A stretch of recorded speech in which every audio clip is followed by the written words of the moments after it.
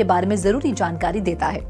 इतना ही नहीं, IRCTC की तरफ से मुहैया कराई गई बुकलेट गाइड की मदद से यात्री अयोध्या में मौजूद और भी कई धार्मिक धरोहरों के बारे में जान सकते हैं। उससे उनके आध्यात्मिक सफर का अनुभव और बेहतर होगा। IRCTC ने इस NFT प्रोजेक्ट को दिल्ली लखनऊ रूट के लिए तेजस ट्रेन की टिकट के साथ आगे बढ़ाया है। इस प्रोजेक्ट से जुड़ी खास बात यह है कि ये टिकट्स होली के पावन अवसर पर जारी की जा रही हैं। यानी दिल्ली से लखनऊ के बीच चलने वाली 2 तेजस ट्रेन के लिए ये NFT टिकट सिर्फ 20 मार्च से 2 अप्रैल तक उपलब्ध होंगी। रंगों से भरे इस होली के त्योहार की पूरी छवि झलक रही है इन रंगीली NFT टिकट्स में, जिसे यात्री अगर चाहें तो अपनी तस्वीरों के साथ थोड़ा पर्सनलाइज टच दे सकते हैं। साथ ही यात्री कुछ चुनिंदा ब्रांड्स की तरफ से एक्सक्लूसिव ऑफर्स का मजा भी उठा सकते हैं। IRCTC के ऑफिशियल डिजिटल प्लेटफॉर्म पर शोकेस की गई NFTs पर दिल्ली और लखनऊ की ऐतिहासिक धरोहरों की खूबसूरत तस्वीरें उकेरी गई हैं। इस पर और ज्यादा जानकारी के लिए रुक करते हैं हमारे special guest mister Dhrupad Das का। Welcome to 3.0 TV। IRCTC ने आस्था ट्रेन और तेजस ट्रेन के लिए NFT टिकट्स जारी की हैं। आप इस पहल को कैसे देखते हैं और इससे Web3 अवेयरनेस में कितना फायदा होगा? IRCTC is issuing tickets as NFTs on the blockchain. This means that these tickets double up as digital collectibles. That's a big deal for the NFT community, as well as for the entire train passenger community as well. And I'm sure that it's going to do 2 things. First, introduce the mass of Indian train passengers to the Web3 ecosystem, full points. And 2, it's going to create a community of Indian train passengers that last longer than the journey itself. We know that these communities exist during the journey. We've all experienced it.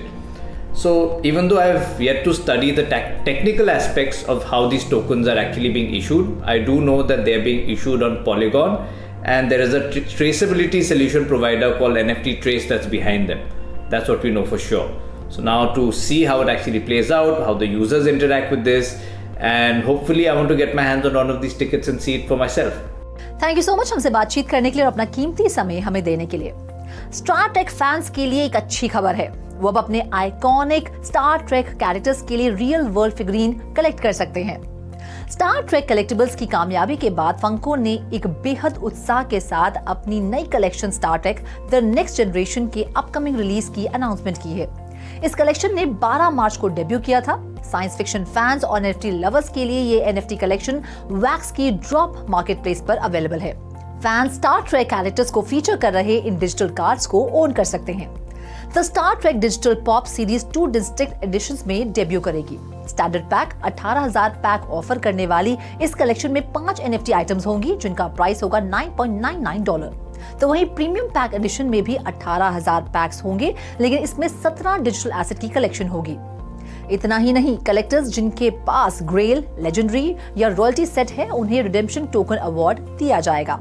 इसमें iconic star Trek characters के real world figurine को own करने के chances बढ़ जाएंगे।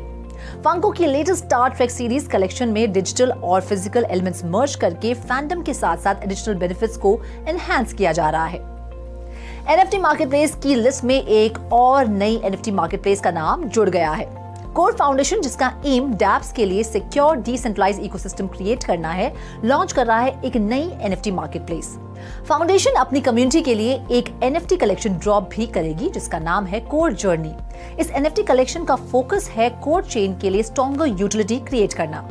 Core blockchain bitcoin की advantages को leverage करेगी, साथ ही ये नेटवर्क EVM कंपैटिबल भी होगा, ताकि इस पर इथेरियम स्मार्ट कॉन्ट्रैक्ट्स और डैप भी रन कर सके। वेबसाइट के मुताबिक इस मार्केटप्लेस पर 50 आर्टिस्ट द्वारा क्रिएट की गई 20,000 NFTs होस्ट की गई हैं। इसके साथ ही कोर बिल्डर्स को रिवॉर्ड करने के लिए इंसेंटिव प्रोग्राम भी रोल आउट करेगा। कोर इग्निशन नाम का ये प्रोग्राम नेटवर्क की ग्रोथ में डेवलपर्स के कंट्रीब्यूशन के लिए उन्हें रिकॉग्नाइज भी करेगा। कोर इग्निशन यूजर्स को एंगेज करने के साथ ही रिवॉर्ड्स अर्न करने की अपॉर्चुनिटीज देगा, ताकि कोर की ग्रोथ और अडॉप्शन बढ़े। Well, that's all in this episode of NFT Verse। वक्त आ गया है आपसे विदा लेने का, लेकिन NFT की दुनिया से ऐसी ही और मजेदार खबरें मैं रुचि शर्मा आपके लिए लाती रहूंगी। Till then, do like, share and subscribe to 3.0 TV और इसी तरह की इंटरेस्टिंग अपडेट्स के लिए लॉग ऑन करें हमारी वेबसाइट www.3versetv.io पर या फिर QR कोड को स्कैन करें।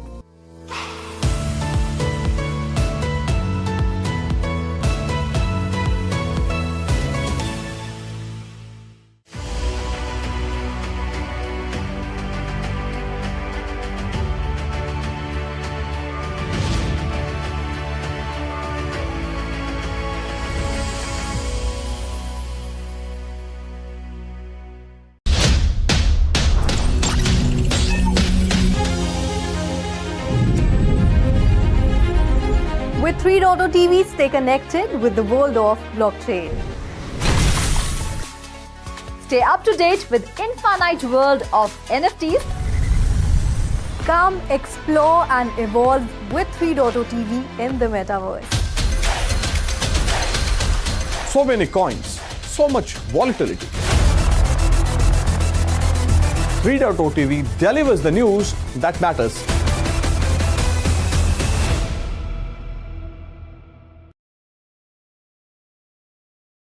Hello and welcome to 3.0 TV. I am Vishakha Thakur. The cryptocurrency market is overwhelmed by Nvidia's growth story, which has underlined the enormous potential in artificial intelligence sector. A growing interest among investors for AI-focused cryptocurrency projects coincides with a spike in tech stocks and coins associated with machine learning applications. Over the past year, as the value of Bitcoin reached all-time highs, has left investors awestruck. But Bitcoin's rally can't hide the ascent of various AI-related cryptocurrency tokens that have outperformed Bitcoin comfortably. According to CoinGecko data, the combined market value of AI tokens increased dramatically from just $2.7 billion in April of last year to $26.4 billion till date. Over the last 30 days, tokens associated with these projects have increased between 145% and 297%. As both AI systems and blockchain networks continue to grow, we will see more and more use cases fusing together the two industries, said Marcus Levin, co-founder of blockchain data storage firm XYO Network. According to data from Kaigo Research, trading volumes for AI tokens have also increased significantly this year, reaching an all-time high of $3.8 billion in late February. Currently, some of the best AI networks include the Render Network, a blockchain platform for peer-to-peer sharing of AI-generated visuals, Fetch.ai, a platform for developing AI apps, and SingularityNet, a marketplace for AI services. According to investment firm VanEck, income from AI-related cryptocurrency projects could exceed $51 billion in a bull market scenario and $10.2 billion in a base case by 2030. Well, VanEck also pointed out that main ways that blockchain technology contributes practically to AI research are in the areas namely data verification using crypto tokens as rewards, creating physical processing infrastructure, and transparency in showcasing digital ownership. Yet, just as with the AI boom itself, picking winners and losers could be fraught with peril. So that's all in this special update. Keep watching 3.0 TV for more such updates and do log on to our website www.3versetv.io or scan the QR code. This is me, Vishakha Thakur, signing off.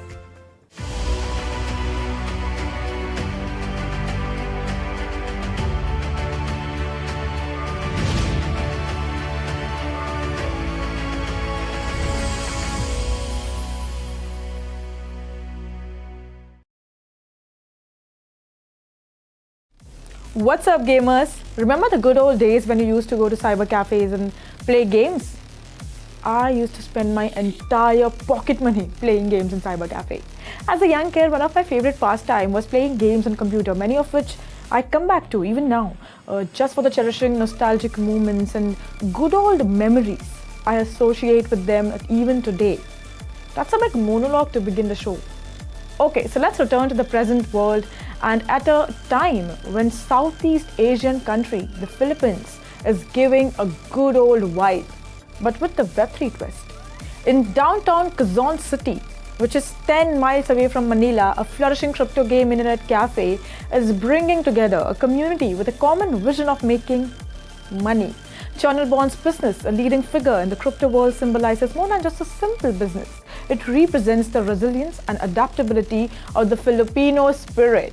For many of Bond's clients, gaming platforms such as Heroes of Mavia and Nifty Island represent more than just virtual environments. These are good learning opportunities for them because of the cryptocurrency tokens being integrated as rewards. And with Heroes of Mavia's native currency, Mavia, hitting its all-time high a few weeks ago and nabbing over 1 million downloads, the Web3 gaming sector appears to be off to a strong start.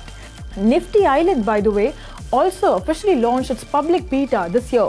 So coming back to the story, one of the main reasons why people in Philippines are engaging themselves in Web3 gaming as a livelihood opportunity is because these tokens offer a steady income that is significantly higher than the national minimum wage and may be exchanged for local currency.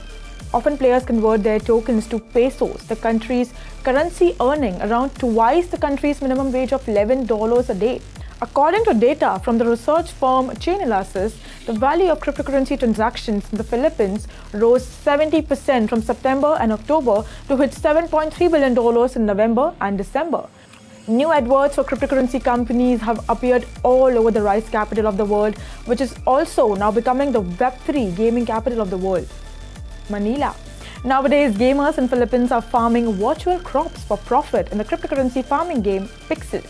Chainalysis reports also stated that Pixels players in the Philippines jumped from 80,000 in November to more than 830,000 in March. They also stated that around 30% of the world's cryptocurrency earning video gamers are in the Philippines.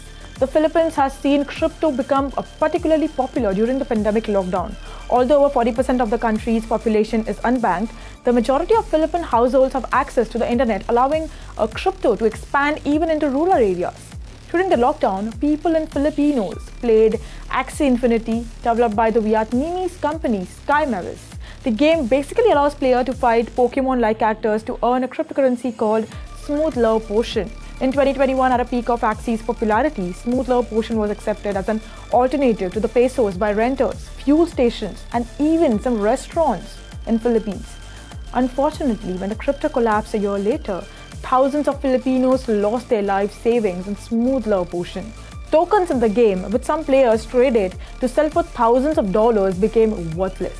Mr. Bond's new internet cafe is a sign of how crypto has begun booming again in Philippines, which has long been a center of crypto activity. This business concept is special because it not only sustains livelihoods, but also ignites ambitions, demonstrating that hard work and enthusiasm can lead to success. Well, that's all in today's special segment. For more such updates, follow 3.0 TV or log on to our website www.3versetv.io or scan the QR code to know more.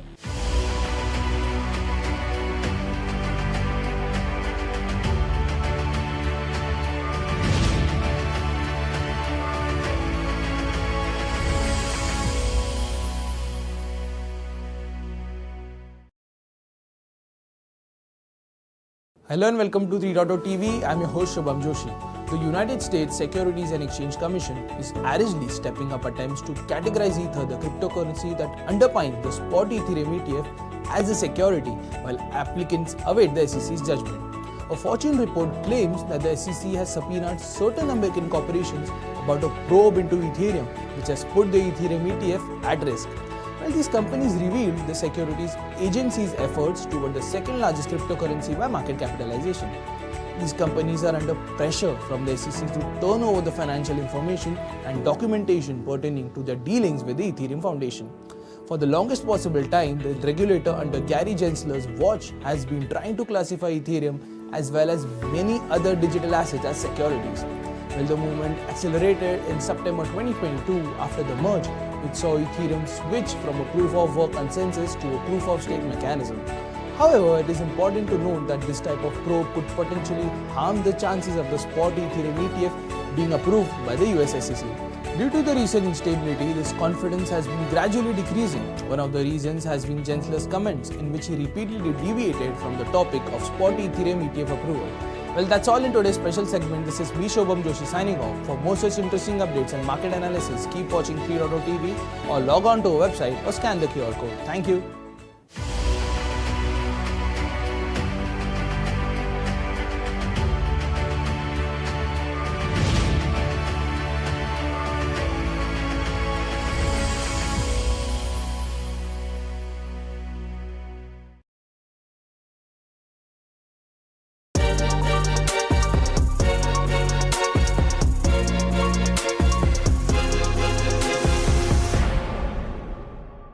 Hello and a very warm welcome to all the viewers of 3.0 TV. This is Shikha Singh.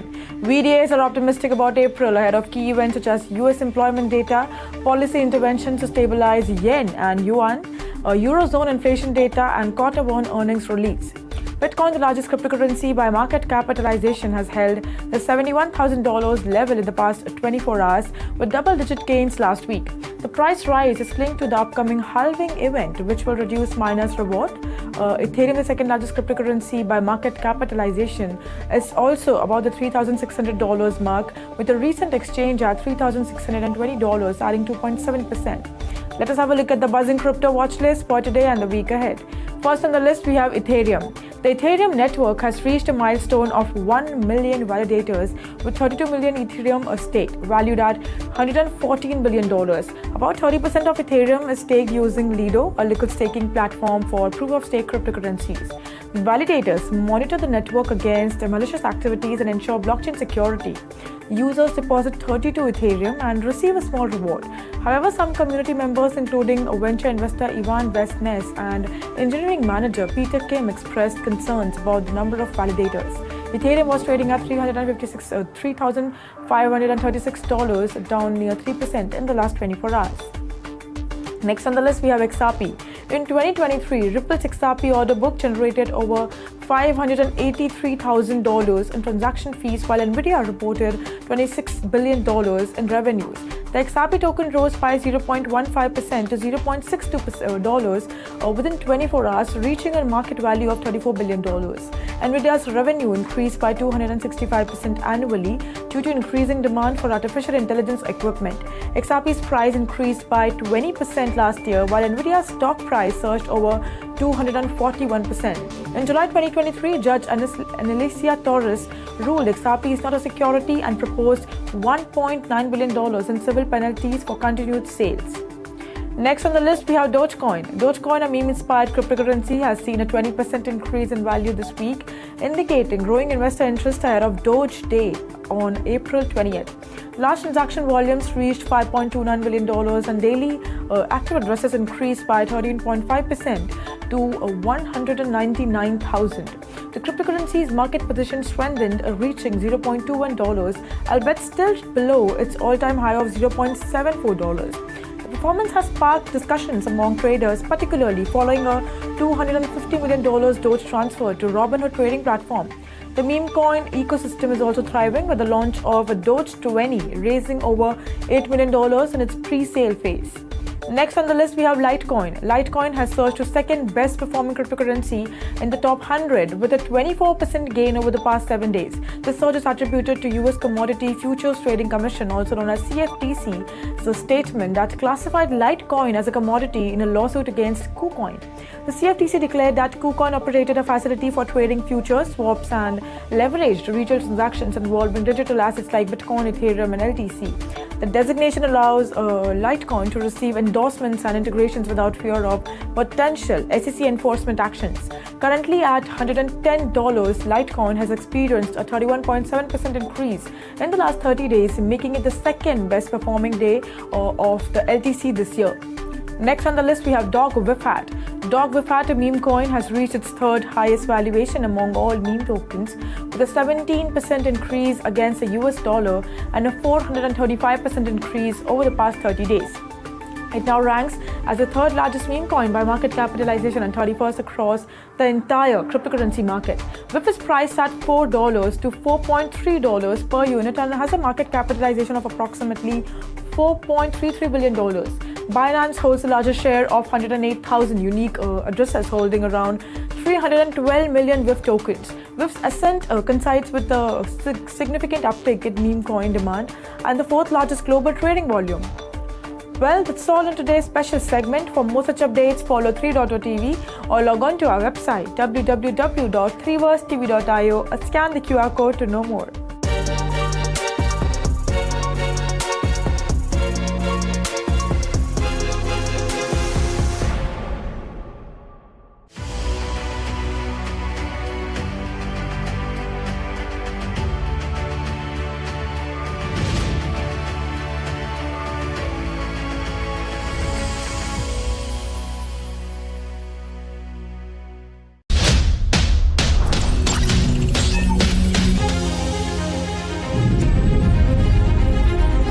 With 3.0 TV, stay connected with the world of blockchain. Stay up to date with infinite world of NFTs. Come explore and evolve with 3.0 TV in the metaverse. So many coins, so much volatility. 3.0 TV delivers the news that matters.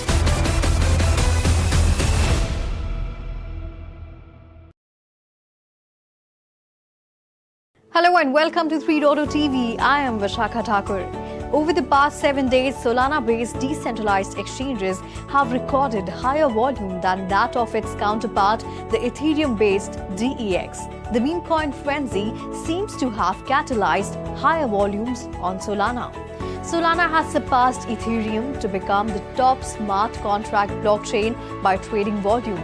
According to data from DeFi Llama, trading activity on Solana-based decentralized exchanges surged 67% in just 7 days, reaching $21.3 billion.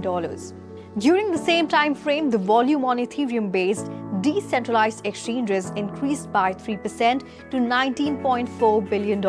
Well, there are 17 decentralized exchanges on the Solana platform, with 88% of the overall volume. Orca tops the chart. Uniswap is the front runner among the 46 decentralized exchanges on Ethereum, and the speculative frenzy in Solana-based meme coins, namely Dog with Hat, Bonk, Book of Meme, and Slurf, are driving force behind rise in trading volumes. Well, the amount of stablecoins on Solana reached a multi-year high of $2.80 billion on March 13 due to the speculative frenzy, which resulted in the creation of 2,300 meme coins in an hour. As per Reflexivity research, the increase in Solana's volume started in the fourth quarter of 2023 due to the widespread adoption of point programs and airdrops such as the Solana decentralized exchange Jupiter. Furthermore, compared to Ethereum and other smart contract blockchains, Solana has an improved capital efficiency. In other words, the blockchain can accommodate increased trading volumes while reducing the total dollar amount of assets that are logged within the DeFi ecosystem. Interestingly, the DEX volume to total value logged ratio has recently highlighted Solana's notable performance over Ethereum. Solana Sol token has jumped 68% to $170 this year, while Ether rallied 40% to $3,214. That's all in the story. Keep watching 3.0 TV for more such updates, and do log on to our website www.3versetv.io or scan the QR code. This is me, Vishakha Thakur, signing off.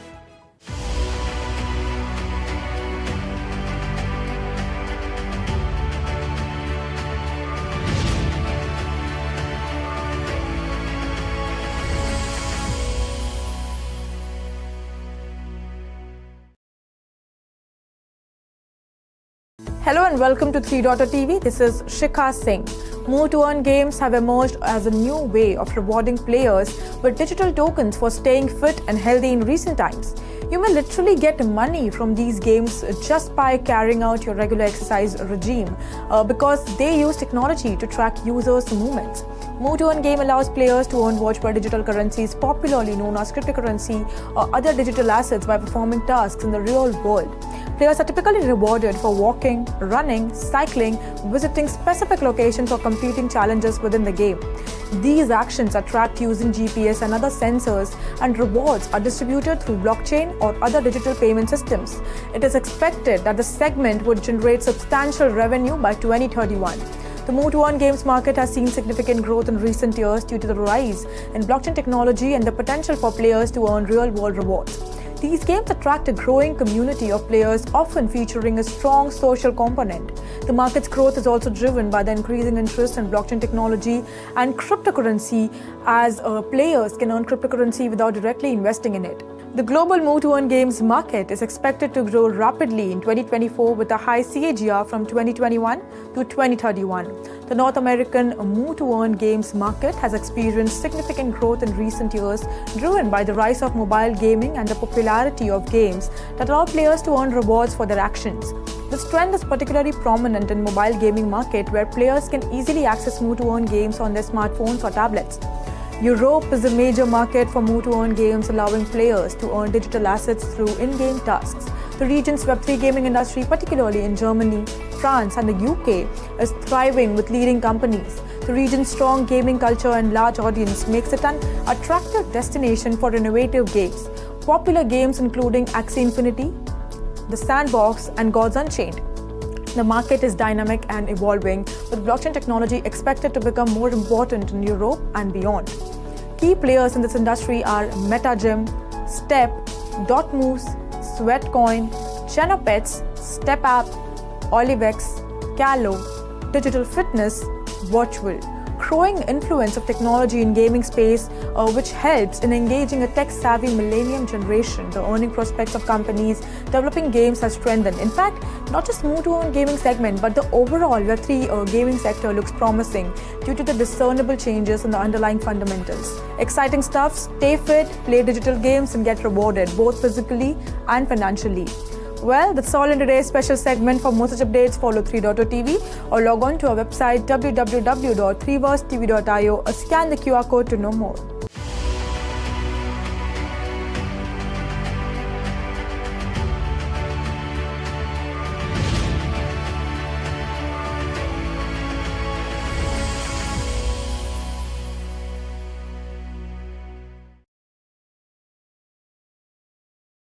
Hello and welcome to 3.0 TV. I'm your host Shubham Joshi.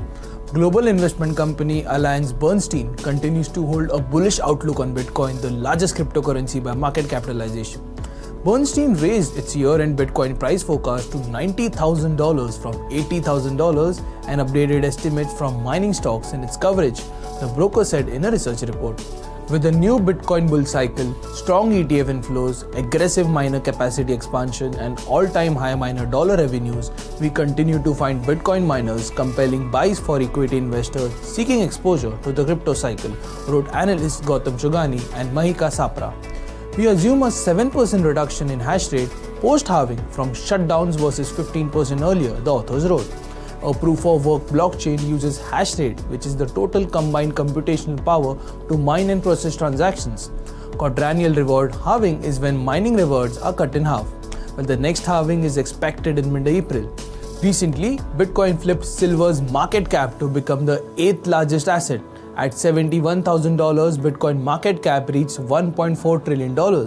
Analysts at Bernstein predicted that Bitcoin would reach $150,000 in 2025 due to huge demand for newly approved spot Bitcoin exchange-traded funds in the United States. While the US SEC approved 11 Bitcoin ETFs in January following a decade of attempts by high-profile firms. The products which trade on stock exchanges have experienced massive inflows as investors with interest in the asset snap up the ETF shares.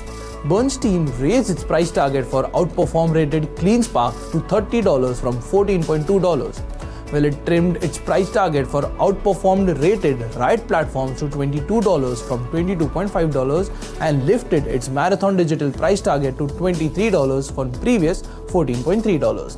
CleanSpark closed at $20.25 on Wednesday, Riot at $12.4 and Marathon at $22.43. Well, Riot and CleanSpark are set to emerge as leaders in the sector as the largest miners with the largest self-mining capacity, the reports added. Well, that's all in today's special segment. This is me, Shubham Joshi, signing off. For more such interesting updates and market analysis, keep watching 3.0 TV or log on to our website or scan the QR code. Thank you.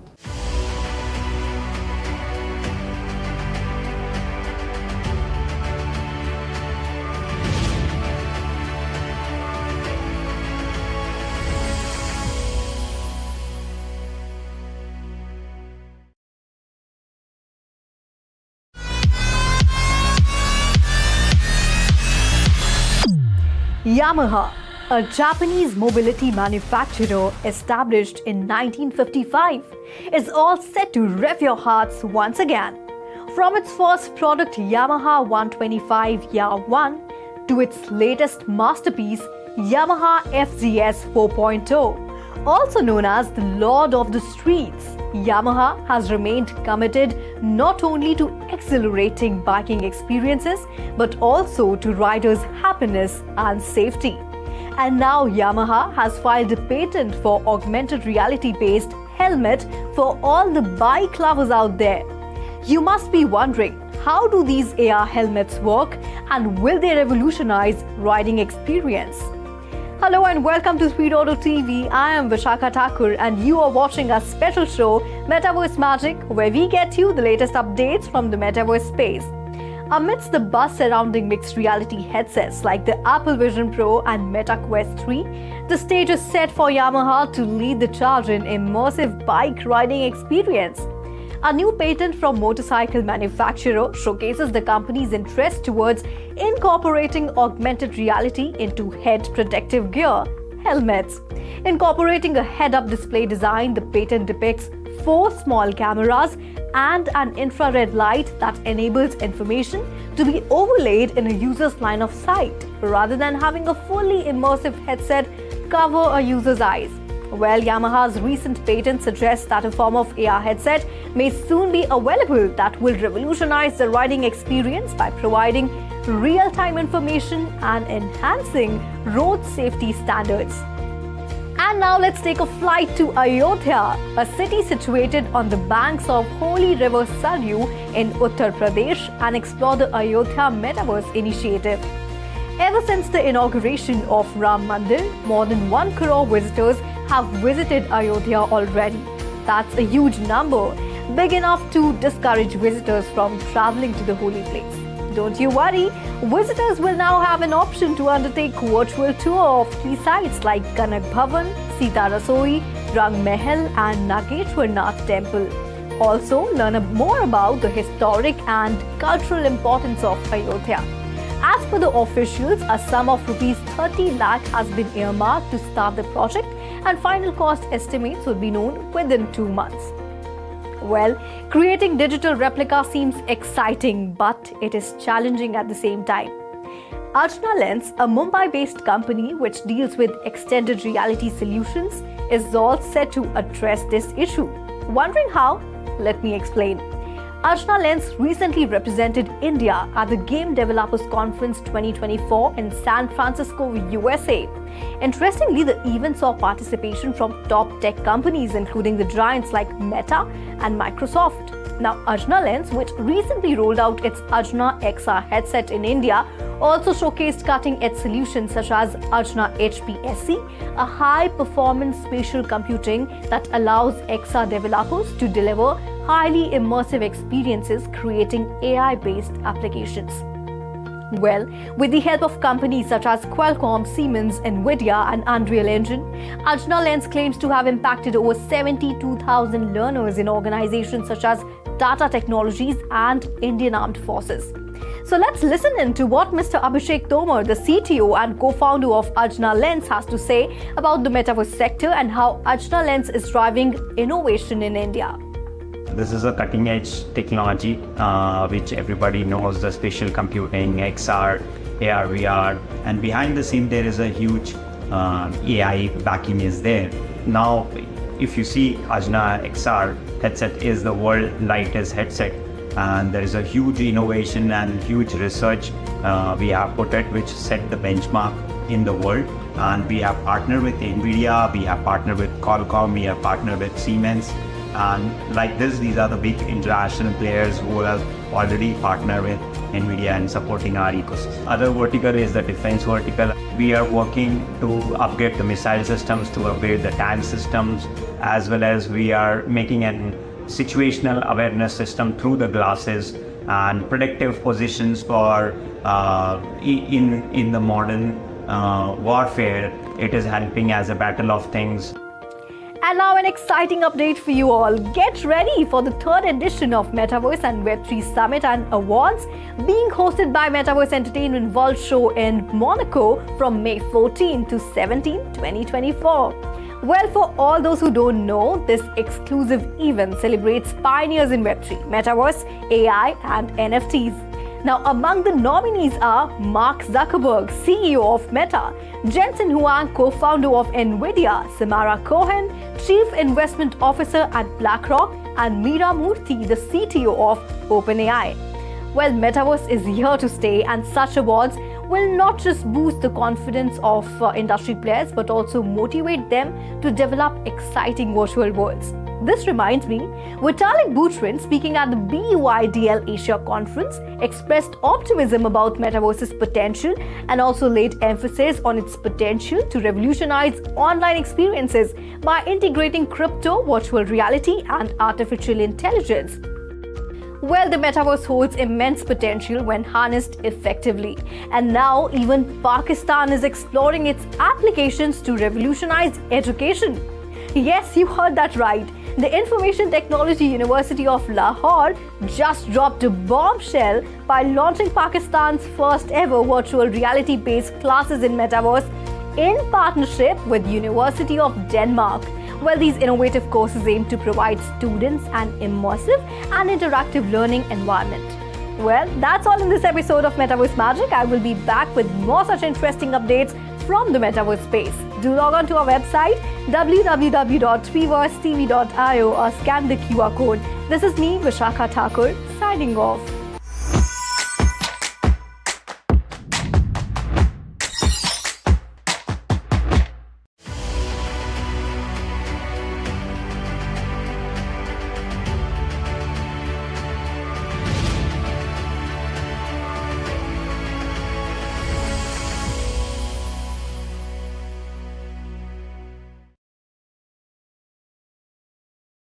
Hello and a very warm welcome. I am Ruchi Sharma. Exchange-traded funds for spot Bitcoin in the United States have snapped recent streak of outflows for 5 days in a row as per the provisional data published by investment firm Farsight. Fidelity's FBTC led the inflows, followed by BlackRock's IBIT and others like BITB, BTCO, EZBC and BRRR. Spot Bitcoin ETF saw a net outflows with $750 million departing the 10 authorized funds on March 20th. According to Farsight Investor Statistics, net outflows on March 18th and 19th were $154.3 million and $326.2 million respectively. It lost nearly $1.4 billion in next 4 days. The net outflows was caused by profit taking after prices of Bitcoin scaling fresh highs near $74,000 mark on March 14th. Further compounding situation is selling by Grayscale. The Grayscale Bitcoin Trust, which lost $386.6 million on another strong day, was mostly to blame for the outflow. $10.2 million also left the Invesco Galaxy Bitcoin ETF. The trickle of inflows from the 8 other authorized ETFs was eventually overshadowed by both. Meanwhile, Bitcoin gained nearly 6% during US trading hours and has seen an 8% gain over 24 hours to trade at $70,911. As the countdown to the blockchain's halving, in which mining incentives are reduced by 50%, approaches its last month, Bitcoin has fallen throughout the past week from its record high set on March 14th. Historically, BTC has fallen in the lead up to the halving, and it has followed a similar pattern this time around as the event enters into the final 30 days as per CoinMarketCap data. That's all in the story for now. This is me, Ruchi Sharma, signing off. Do like, share and subscribe to 3.2TV. And for more information and stories, log on to our website www.3versetv.io or scan the QR code.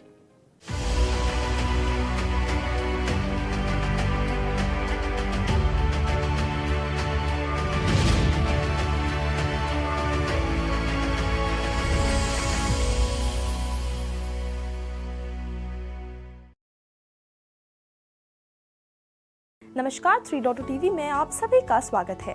आप देख रहे हैं block on the rocks का एक और खास episode. Road पर जमी बर्फ के कारण हर साल सिर्फ यूएस में ही 5 लाख से ज्यादा एक्सीडेंट्स होते हैं, जिससे हजारों लोग अपनी जान खो बैठते हैं। यूएसए के अलावा कनाडा और बहुत से यूरोपियन कंट्रीज और यहाँ तक कि हमारे नॉर्दर्न पार्ट ऑफ इंडिया में भी स्नो के कारण होते एक्सीडेंट्स की संख्या बढ़ती जा रही है। लेकिन अब इन एक्सीडेंट्स को नमक के इस्तेमाल से रोका जा सकता है। आज के इस खास एपिसोड में हम आपको बताएंगे कि कैसे नमक और ब्लॉकचेन के इस्तेमाल से सिर्फ जान ही नहीं बल्कि पर्यावरण को भी बचाया जा सकता है। सड़कों की रक्षा के क्षेत्र में एक क्रांतिकारी विचार ने अपना प्रारंभ किया है। फोर्ड एक ऐसी ऑटोमोटिव महाशक्ति जो नई सोच के लिए मशहूर है, सड़कों पर सॉल्ट डिस्ट्रीब्यूशन में एक बदलावात्मक प्रक्रिया को अग्रसर कर रही है। प्राचीन तरीकों पर निर्भर होने की जगह, जो कि इनएफिशिएंसी और पर्यावरण को नुकसान पहुंचा सकती है, पर फोर्ड एक smart road salt distribution system को शुरू कर रही है, जो नए तकनीक का उपयोग करके नमक उपयोग को मॉनिटर और ऑप्टिमाइज करता है। सड़कों पर नमक वितरण का महत्व सर्दियों में रक्षा के क्षेत्र में महत्वपूर्ण है। ठंड के मौसम में सड़क बर्फीली और खतरनाक हो सकती है, जो सवारियों और पैदल चलने वालों के लिए खतरा पैदा कर सकती है। इस समस्या का समाधान करने के लिए नमक को सड़क के सरफेस पर फैलाया जाता है, ताकि मौजूदा बर्फ को पिघलाया जा सके और नए बर्फ का जमाव ना हो। लेकिन अधिक नमक उपयोग पर्यावरण पर हानिकारक प्रभाव डाल सकता है, जैसे पानी के स्रोत को प्रदूषित कर सकता है और जीव जंतु को नुकसान पहुंचा सकता है। इसलिए सुरक्षा को सुनिश्चित करने और पर्यावरण पर प्रभाव को कम करने के बीच एक संतुलन स्थापित करना महत्वपूर्ण है। फोर्ड की नई सिस्टम इस समस्या को समाधान करती है, जिससे ब्लॉकचेन तकनीक और उन्नत सेंसर्स का उपयोग किया जाता है। ब्लॉकचेन का उपयोग करके सॉल्ट स्प्रेडिंग एक्टिविटीज को गहनता से ट्रैक किया जाता है और रियल टाइम में दर्ज किया जाता है। हर सॉल्ट एप्लीकेशन को विश्वसनीय और डिसेंट्रलाइज्ड डिजिटल लेजर पर ट्रांसपेरेंट और इम्यूटेबल तरीके से दर्ज किया जाता है। ये न सिर्फ अकाउंटेबिलिटी को बढ़ाता है, बल्कि सॉल्ट यूसेज को निर्धारित करने में भी सहायक होता है, इसे सुनिश्चित करते हुए कि सड़क पर केवल आवश्यक मात्रा में ही सॉल्ट डाला जाता है। इसके अलावा फोर्ड के सॉल्ट डिस्ट्रीब्यूशन ट्रक्स को उत्कृष्ट सेंसर्स के साथ सजाया गया है, जिसमें लाइट डिटेक्शन और रेंजिंग यानी लिडार कैमरास और टेम्परेचर सेंसर शामिल है। ये सेंसर सड़क की स्थिति को लगातार मॉनिटर करते हैं, प्रिसाइज डेटा प्रदान करते हैं, जो नमक के इस्तेमाल को ऑप्टिमाइज करने में मदद करता है। तापमान, गीलेपन का स्तर और ट्रैफिक पैटर्न्स जैसे फैक्टर्स का विश्लेषण करके सिस्टम सॉल्ट डिस्ट्रीब्यूशन के सबसे प्रभावी समय और लोकेशंस को निर्धारित कर सकता है। इस अनुकूल नीति से सॉल्ट वेस्टेज को कम किया जाता है और पर्यावरण के नुकसान को कम किया जाता है, जिससे सड़क सुरक्षा को और भी सुदृढ़ किया जा सकता है। फोर्ड के smart road salt distribution system का प्रभाव गंभीर है। ये सर्दियों के मेंटेनेंस को समझने के तरीकों में एक परिवर्तन है, जो एक प्राचीन समस्या का एक सस्टेनेबल और एफिशिएंट सॉल्यूशन प्रस्तुत करता है। जैसे ही सरकार और शहर इस तकनीक को अपनाती है, हम भी एक भविष्य की कल्पना कर सकते हैं, जहां सड़क सुरक्षित होती है, पर्यावरण को बचाया जाता है और संसाधन को बुद्धिमान तरीके से इस्तेमाल किया जाता है। ब्लॉकचेन की इनोवेटिव टेक्निक के जरिए हम भावी पीढ़ी के लिए एक सुरक्षित और एनवायरमेंटल फ्रेंडली भविष्य का निर्माण कर सकते हैं। तो आज के लिए फिलहाल इतना ही। ऐसी इंटरेस्टिंग स्टोरीज के लिए देखते रहिए 3.0 टीवी। अधिक जानकारी के लिए हमारी वेबसाइट www.3versetv.io पर लॉग ऑन करें या फिर स्कैन करें QR code. Thank you.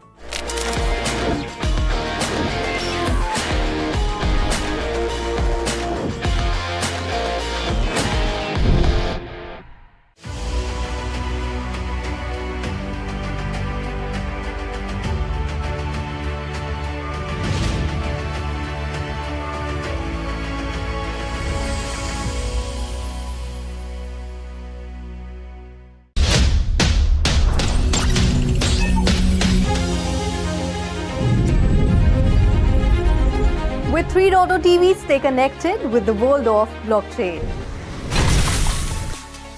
Stay up to date with infinite world of NFTs. Come explore and evolve with 3.0 TV in the metaverse. So many coins, so much volatility. 3.0 TV delivers the news that matters.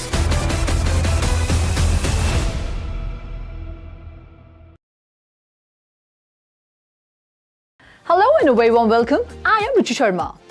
After a successful launch of Spot Bitcoin exchange traded fund, the US multinational investment company BlackRock is making next move to attract big money, the institutional investors.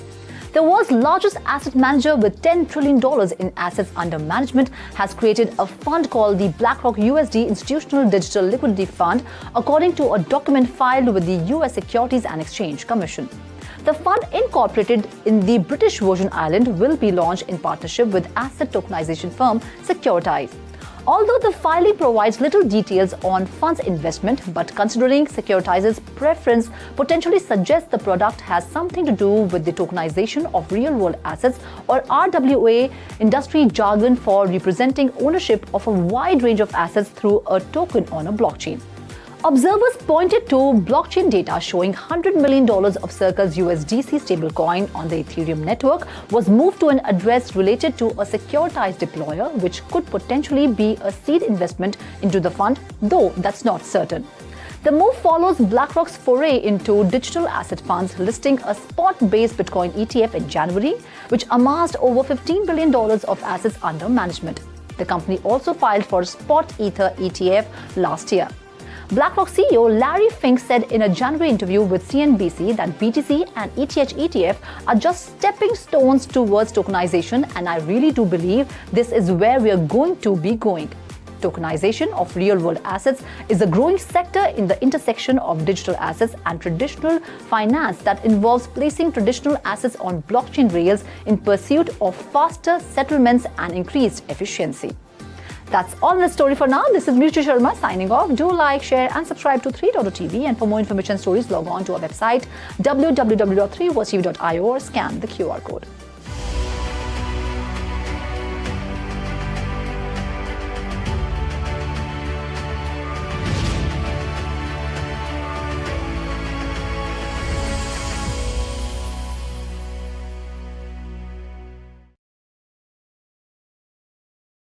Hello and welcome to 3.0 TV. This is Shikhar Singh.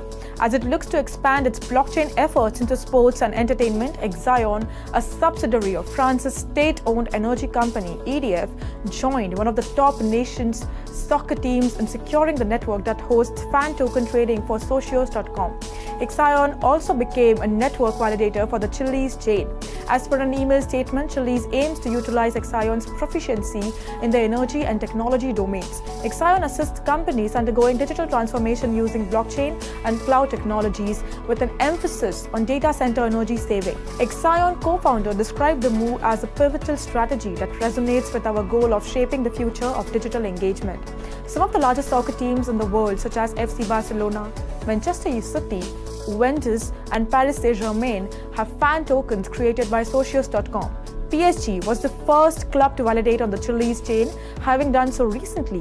By validating transactions and approving smart contracts, validators oversee blockchain nodes and help to safeguard the network. They receive payment for maintaining a node. Well, that's all in today's special segment. For more such updates, follow 3.0 TV or log on to our website www.3verstv.io or scan the QR code to know more.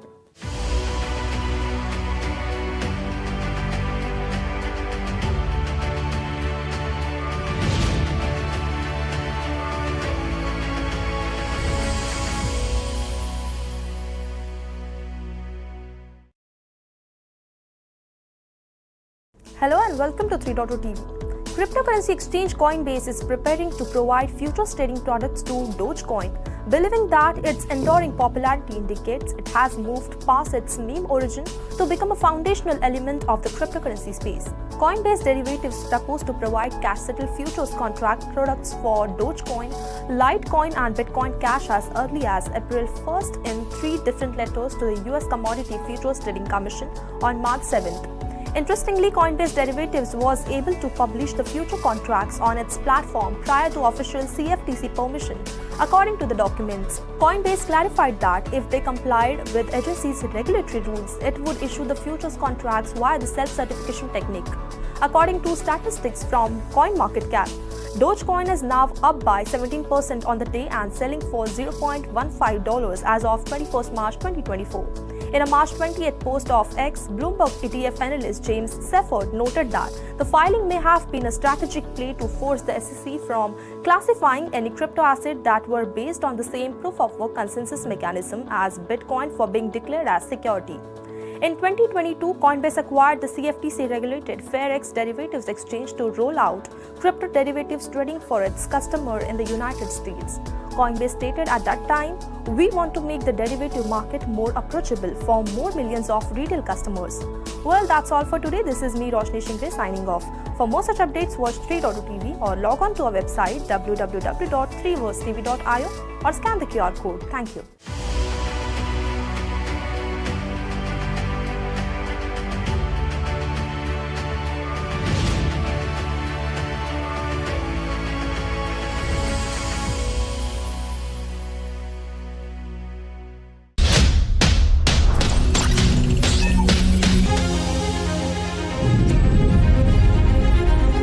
With 3.0 TV, stay connected with the world of blockchain. Stay up to date with infinite world of NFTs, Come explore and evolve with 3.0 TV in the metaverse. So many coins, so much volatility. 3.0 TV delivers the news that matters.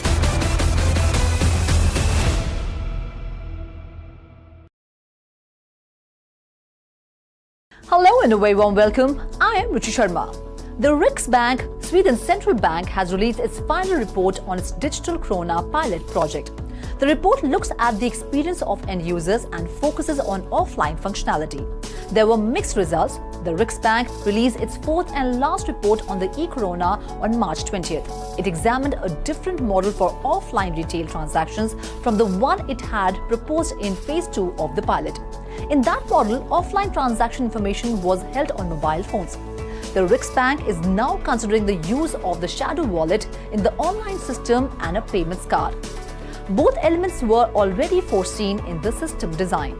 The card would act as the payment instrument and track the offline changes to account balances. 4 use cases were examined: funding and defunding the payment instrument, offline payment at a point of sale using near-field communication, offline transfers between two cards, and imposing limitations on the balance and number of transactions on a card. Mobile phones were used for communications between cards and between a card and a POS, since mobile phones were not considered secure components in the chain of transactions. Another problem facing the Riksbank CBDC is synchronizing payment cards. If the order of synchronization after a series of transactions is not right, some shadow wallet could be left illiquid. Counters would ensure offline payments are synchronized in the right order. They would also prevent replay attacks, in which the same e-krona is used by the same party in multiple times. Restrictions would be programmed into the card, setting limits on the size and number of offline transactions it could enable.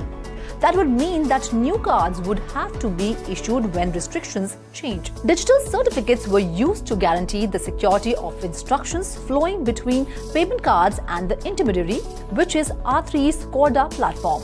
The certificates were self-signed, but trusted and verified infrastructure would be needed before the system launched. Sweden began researching an e-krona in 2020. The Riksbank promised to continue CBDC research in case legislation is passed to introduce one.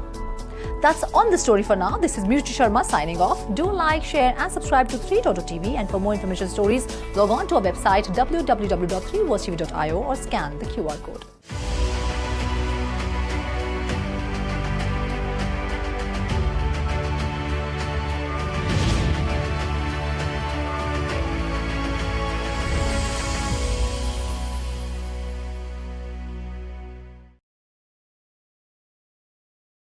Hello and welcome to 3.0 TV. This is Shikha Singh. India has time and again proved its capabilities and prowess in information technology. The country is set to lead the world in the next generation technological advancement, the artificial intelligence. The confidence in India's fintech brain is bestowed by none other than Jensen Huang, Chief Executive NVIDIA AI superchip maker and the world's third largest company by market capitalization. Huang was speaking with media persons on the sidelines of NVIDIA GPU Technology Conference on Tuesday in San Jose, California. India's technology professionals are emerging to be the front office of the world's artificial intelligence revolution by reskilling themselves with AI native skills, Huang said. India has the largest population of IT professionals. There is no question they will be reskilled for AI. When I meet with the leaders in India, it is very clear to them that this is one of the greatest opportunities for them to reskill themselves. Instead of the back of room companies, they will now become the front room of the companies where value is created. AI is used for engineering, marketing, sales, finance, business operations, marketing strategies. All of that is in front office. India is looking to come into the front office, he added. A day after announcing a new generation of AI chips that are 30 times more powerful than the preceding version, Huang also said that NVIDIA is keen to participate in the Indian government's plan to procure 10,000 graphics processing units for domestic startups and research researchers. The Union Cabinet recently approved the India AI mission with an outlay of 10,372 crore for 5 years to encourage AI development in the country. Under the mission, supercomputing capacity comprising over 10,000 GPUs will be made available to various stakeholders for creating an AI ecosystem.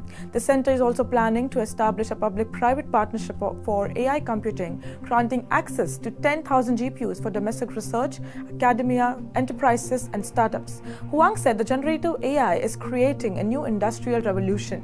In the last industrial revolution, raw material was water and electricity. This time it is data. Generative AI is a new type of factory, a new industrial revolution. I think AI has already made the greatest contribution to the world, as you don't need to learn C++ anymore to be successful. You can be prompt engineer. When my wife is talking to me, she is prompting, he added in jest. Well, that's all in today's special segment. For more such updates, follow 3.TV or log on to our website www.3versetv.io or scan the QR code to know more.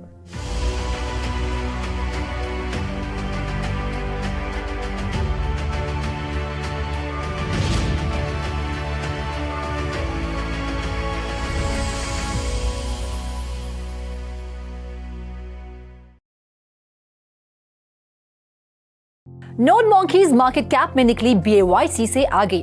Dog with hat NFT बनी सबसे महंगी meme NFT। $16.4 million में बिका दूसरा सबसे महंगा crypto पंक।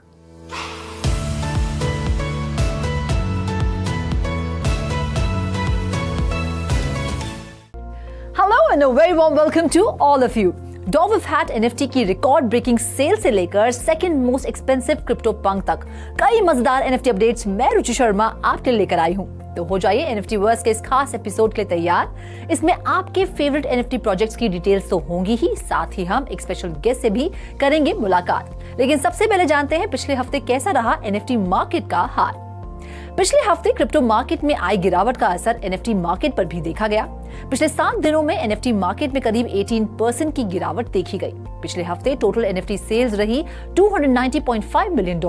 पिछले कुछ हफ्तों की तरह इस हफ्ते भी नंबर 1 की पोजीशन पर थी इथेरियम, जिसने करीब 17% की गिरावट के साथ $107.2 मिलियन NFT सेल्स दर्ज की। तो वहीं NFT ट्रांजैक्शंस में करीब 25% की गिरावट के बावजूद बिटकॉइन NFTs दूसरा पायदान हासिल करने में कामयाब रही। तीसरे पायदान पर रही सोलाना, जिसने करीब 8% गिरावट दर्ज की। चौथे पायदान पर मौजूद BNB चेन की सेल्स में 17% की गिरावट देखी गई। तो वहीं पांचवें पायदान पर मौजूद माइथोस NFT सेल्स में 4% की गिरावट देखी गई। कुल मिलाकर इन 5 ब्लॉकचेन्स ने पिछले हफ्ते दर्ज की गई $290.5 मिलियन की टोटल वीकली सेल्स का 92% हिस्सा यानी $268.9 मिलियन कंट्रीब्यूट किया। एक NFT प्रोजेक्ट है जो BAYC कोड कड़ी टक्कर दे रहा है। इनफैक्ट कुछ ही समय में इस नए नवेले NFT प्रोजेक्ट ने BAYC की मार्केट कैप को पीछे छोड़ दिया है। पिछले हफ्ते भले ही बिटकॉइन की कीमत में कई उतार चढ़ाव आए हों, लेकिन इससे नोड मॉन्कीज की पॉपुलैरिटी और डिमांड में कोई फर्क नहीं पड़ा, बल्कि नोड मॉन्कीज ने तो सेल्स के मामले में एक नया रिकॉर्ड बना दिया। बिटकॉइन NFT नोड मॉन्कीज का बेस प्राइस 50% तक बढ़कर 0.82 BTC हो गया और इसकी मार्केट कैपिटलाइजेशन $554 मिलियन तक पहुंच गई।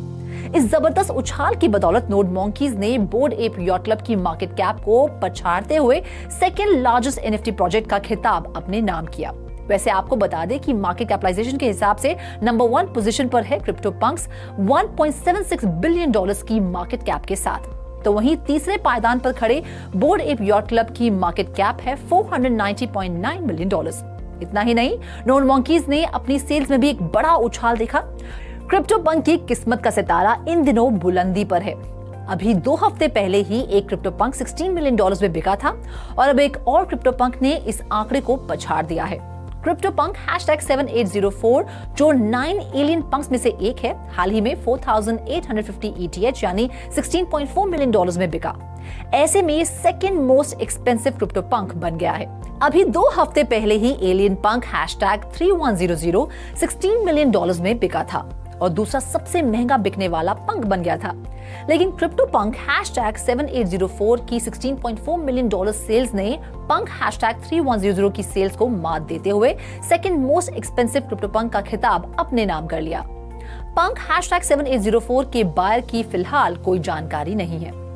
वैसे आपको बता दें कि अब तक का सबसे महंगा बिकने वाला क्रिप्टो पंक भी एक एलियन पंक था, #5822, जिसे एक क्रिप्टो स्टार्टअप के सीईओ ने फरवरी 2022 में 8000 ETH या $23.7 मिलियन में खरीदा था। For more details on this, let's cut across to our guest, Mr. Jason Fernandez, co-founder at Linum. Welcome to 3.TV, Jason. Node Monkey surpassed BAYC's market capitalization. The second most expensive CryptoPunk sold for $16.4 million.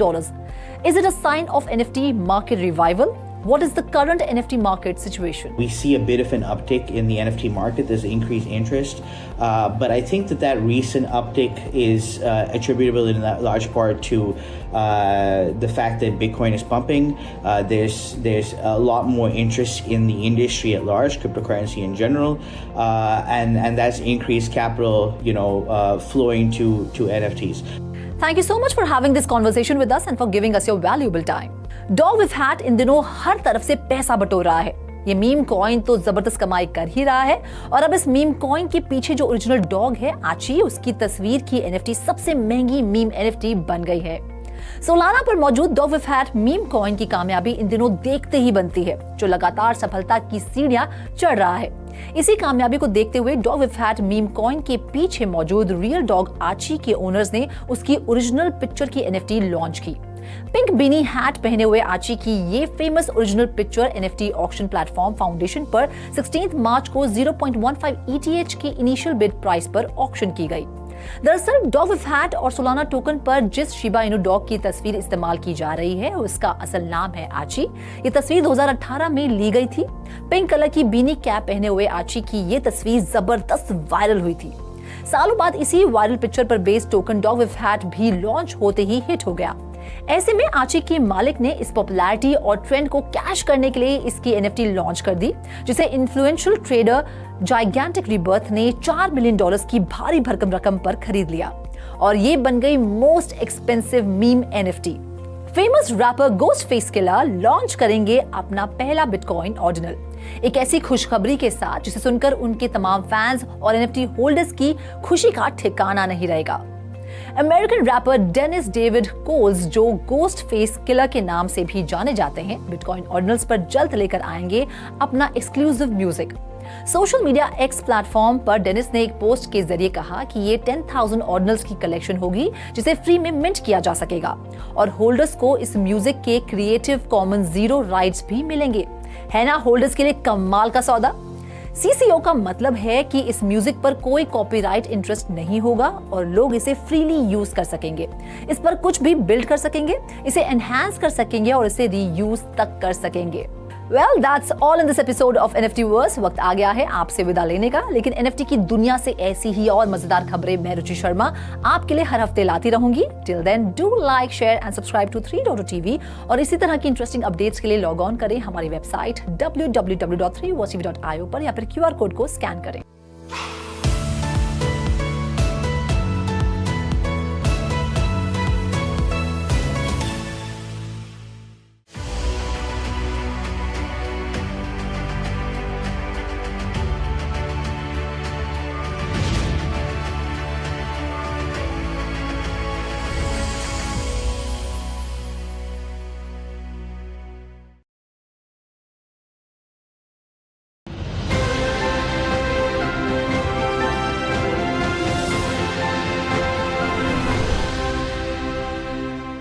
Hello and welcome to 3.TV. I am Vishakha Thakur. Metaverse has become an important factor or key component in global business, be it education, real estate, aviation or healthcare, and the gaming industry is no exception. The metaverse gaming industry is booming worldwide, with countries like the United States leading the way in terms of user adoption and revenue generation. According to a report by Markets and Markets, the global metaverse and gaming market is expected to be worth $120 billion by the end of 2028. So to understand the intricacies of metaverse gaming industry, I am joined by Mr. E. Paul Michael, the CEO of Oneverse Gaming. Welcome to 3.TV, sir. Thank you so much, Vishakha, for having me here. It's a pleasure to have you, sir. So, sir, as I mentioned, Metaverse in the gaming market is expected to be worth $120 billion by the end of 2028. And gaming companies have already started building prototypes for Metaverse. For instance, the widely played Minecraft and Fortnite games, as well as popular Roblox game platform, have all incorporated many aspects of Metaverse. So, what are your opening remarks on booming Metaverse gaming industry, and how is Metaverse going to play a role in shaping the future of the gaming industry? See, Metaverse as a company, we are looking, to build platforms where synergies could happen. Okay. Now, what happens is when you look at the gaming spectrum, it's broadly divided into four categories. The first category is real money gaming. You have casual gaming. You have fantasy sports. You have esports. Now, if we could get in, experiences to the players, to the people, which is submersive, which is immersive. So when you wear, an equipment where you can exactly see, what's happening in a particular stadium right in your home, or probably if you want to face the ball of, one of the best bowlers. So all that synergies is possible with Metaverse, and immersive synergies where people can play real money games, people can play fantasy sports, esports, as well as casual games. So we are looking at building a platform on the metaverse where all these games are accessible to all the customers, irrespective of age. A small kid could play, or probably a teenager could play. Anybody could access any kind of content, and content is because we're covering all the four spectrums of gaming.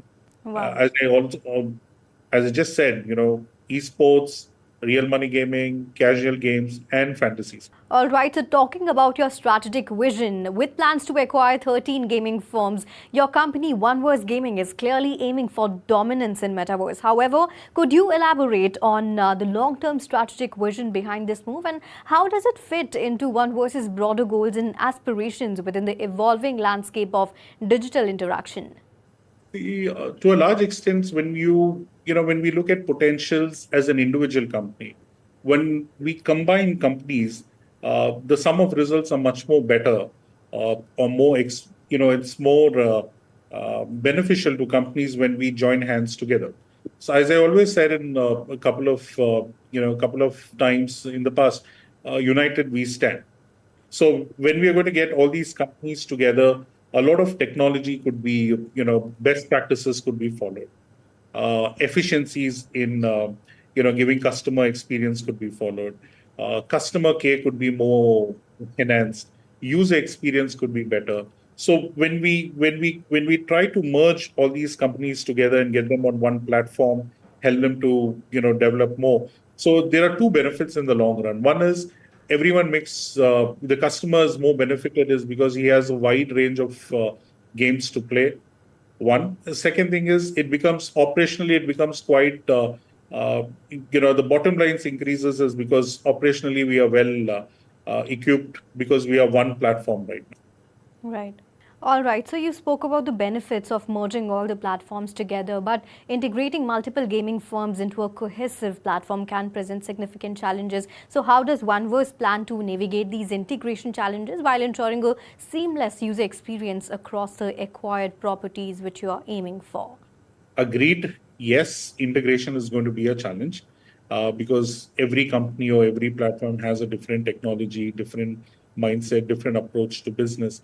So what we are doing is in the next 18 months, we are going to plan a complete, robust technology roadmap where we can see the best practices of companies, get the technology teams together, get in robust technology softwares, database integrations. So all that is, in the pipeline. But as I said, it's going to take us at least 18 months to exactly look at those synergies in terms of technologies and integration. All right. So if we talk about market differentiation, Metaverse is becoming increasingly competitive, and prominent players such as Meta, Apple, Disney have already joined the Metaverse bandwagon. So how does OneVerse plans to differentiate itself from other platforms, especially considering the diverse range of offerings, particularly in immersive gaming experiences?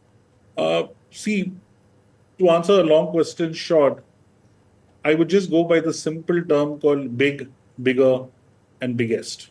So probably because we are uniform, at least in the Indian ecosystem, because we are uniform, getting all these platforms to be on one, all these gaming platforms to be on one particular thing. What we would say is the price pools, okay, Okay. is going to be bigger and biggest. So that is going to be one differentiating factor for us in the long run, is because we're going to give out a lot of prizes, which will really enhance the customers, thrill to play more, to get more engaging and stuff like that. And second most important thing that what we are going to drive as a company is to ensure that things are very simple to them. Okay. Usually in gaming platforms, there's too much of complexity. You play this, you get that, you do this, you do that. There is too many layers, there are too many tires, there are too many levels. But I'm going to ensure that there is simplicity. So two major differentiating factors would be, as I always say, bigger, biggest, and simplicity. So we're going to give a lot of prizes out there to customers and make it extremely simple for him to have a wonderful gaming experience. So price is going to be a major factor here, and it is going to play a big role. Building a vibrant and engaged community is often crucial for the success of digital platforms. So amidst the rapid expansion and diversification, what factors apart from the community engagement will drive the growth or adoption of Metaverse? See, there are two things that, again, there are many points that we could talk about it in terms of communities and stuff like that, but I will just highlight two major points. One is simplicity, as I've always said. Keeping things very simple, keeping things very short and sweet. So whether it is player making a particular deposit, or player trying to cash out, player trying to use a particular interface, or anything of that kind, I'm just going to make it in one term, simple. Okay. The second factor, though there are many other factors, but I'm just highlighting the two factors for you. The second factor is responsible gaming. Okay, so we're going to build systems where responsible gaming has been the utmost priority. Age verifications, following the guidelines of every law of the land, ensuring that there is you have robust data securities. To cite some examples, to ensure that there is no malpractices. So when you look at community, when you look at that concept, so I would just say two things: simplicity and responsible game. When I say responsible building, again, I reiterate, I tell you, it is following the law of the land, ensuring there is data security, to a large extent, age verification, creating support systems, to ensure that there is people having with gaming problems. We don't want people to have a lot of gaming problems either. So we're going to build support systems even for that. All right, so major players should mainly focus on responsible gaming. Apart from that, as you spoke about privacy challenges, there are various roadblocks on the path to metaverse integration in various sectors, such as privacy, of course, and interoperability issues. So how and when will these be resolved, and is there a need for regulations? See, to a large extent, technology would play a major factor in terms of security, as you said. And we have a robust, IT laws in the country, which we will adhere to a large extent, and to the fullest. Not to a large extent, but but to the fullest, we will apply, follow all the rules and regulations as per the IT rules and regulations as per the land of the law. But security in terms of data, in terms of other activities, other components, will be adhered to a larger extent. All right. Thank you so much for being on 3.2 TV, Mr. Michael, and sharing your views and knowledge with our viewers. It was really great having you on the show. Thank you so much. Thank you so much. So this was Mr. E. Paul Michael, the CEO of Oneverse Gaming. He shared insights on the metaverse gaming industry. Keep watching 3.2 TV. Do not forget to like, share and subscribe to our channel. And for updates related to Web3, please log on to our website www.3versetv.io or scan the QR code. This is me, Vishakha Thakur, signing off.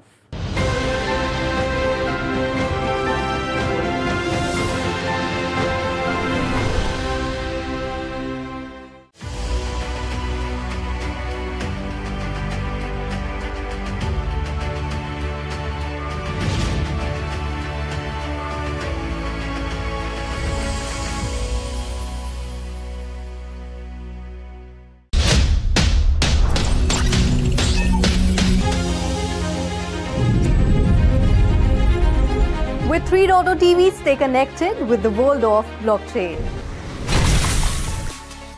Stay up to date with infinite world of NFTs.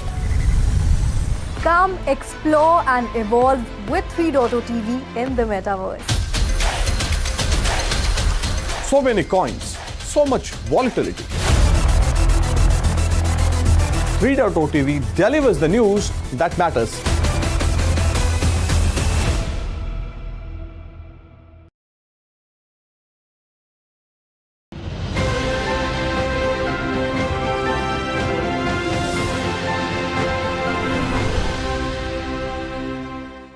Hello and a very warm welcome to all the viewers of 3.0 TV. This is Shikha Singh. Artificial intelligence is driving emerging technologies like big data, robotics and IoT, with generative AI expanding its possibilities. A 2024 IBM survey revealed that 42% of enterprise-scale businesses have integrated AI into their operations and 40% are considering AI for their organizations. These rapid changes in AI can have significant implications for various industries and society. AI has become a teacher, guide, friend, and even more to people worldwide.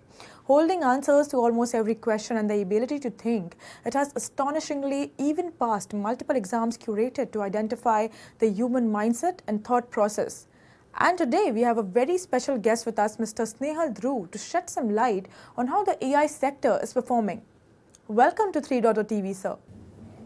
Sure. So the excitement around artificial intelligence is driving the market ahead with NVIDIA at the forefront.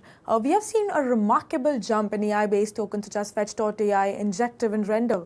What are the factors driving the rally in the tokens? Sure. So I would say it all started last year, right? As soon as ChatGPT was launched, it brought in a wave of understanding the potential of AI. And now everyone is moving towards AGI, which is more like an artificial general intelligence. So as that progression happens, this entire movement, the rate at which the innovation is happening as well. Recently, Sora was launched, the model which will be generally available for public at a later point in time. But all these innovations and the rate at which that is happening, the rate at which the industries are adapting these technologies, the infrastructure required to kind of make this happen also has the requirement, and that's why we've seen a big rally in like NVIDIA's value into the ecosystem. But at the same time, anybody in this space and any value that anybody brings in, including like the AI coins and the way things operate, also brings in that value, and that's why we're seeing like a big shift into the space as well, is because this space I would say is like super hot. Anything that you touch today and any value, true value that you can create into the space is only like a gold rush today that everybody needs to tap into. All right, so we've also seen how Kerala's KTCT school has recently launched Iris, India's first AI teacher. Do you think this will become a norm in the near future, and what impact do you think this will have on India's education sector? Wonderful question. I think AI in education or AI in any sector today, I think every industry is exploring, and education is definitely like a promising. I would say like top 3 advantages of AI in education. One is personalized education, what it can bring to the table. So today everyone has a different level of adapting knowledge and different pace as well. Today with just a single human or few teachers in a classroom setup, limits the way the knowledge is adopted, but the way AI can play a role is personalizing that entire process. The second is accessibility. So let's say me being a Gujarati, I'm better to learn in that language rather than the traditional English, Hindi or whatever the local dialect is. So adapting AI and adding these newer formats of engagement in a more assistive manner provides tremendous value, because in the end education is something that you want to get through and not just a check mark. Today we've realized learning is all about having skills rather than saying I have this certificate and this is what I've read. But can you actually practice it? Can you practice that skill? That becomes very important. Third is the level of insights. Because it's personalized, because it's accessible, the amount of data that you can gather now from every interaction that a student is doing with that AI teacher provides you that insight to make sure real-time changes can be brought into, or more emphasis on certain parts of the education curriculum to make sure the information is passed through and the skill set is truly transformed. Of course, it comes with its own challenges that to me, AI is never about replacing something, it's about enabling something, enhancing something. So I would say just having an AI teacher is not replacement of human beings. Human beings have to be part of it. That emotional, that direct connection is very important, while AI helps you with everything else, but it's more an assistive function to a teacher's role, and the amount of education that can be imparted at scale truly becomes accessible and available. All right, so the health sector is also the torchbearer of the AI's use cases, be it developing medicines or carrying out the critical operations, or detecting various kinds of diseases. Healthcare is going to witness a sea change in the way we approach medicine. What are your thoughts on the same? So again, a wonderful question and a pretty interesting industry, because I think over the years we're realizing that the aging process, though is part of it, there are several diseases to what they used to be. But the aging process overall, like the average age of a human being is definitely increasing, even though stats what they say otherwise. The way AI brings value to this entire thing is a naked eye, has essentially, or a human being essentially has different permutations and combinations, mood sentiments to the knowledge, to the referential information available to kind of detect something.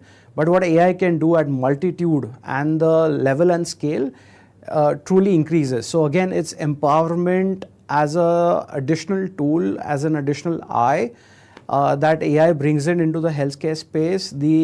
And we've seen over the past few years as well, the iteration of testing or validating information or the permutations and combinations, what AI enables us to do, apart from the traditional mechanisms what we used to do earlier, has phenomenally gotten faster and faster.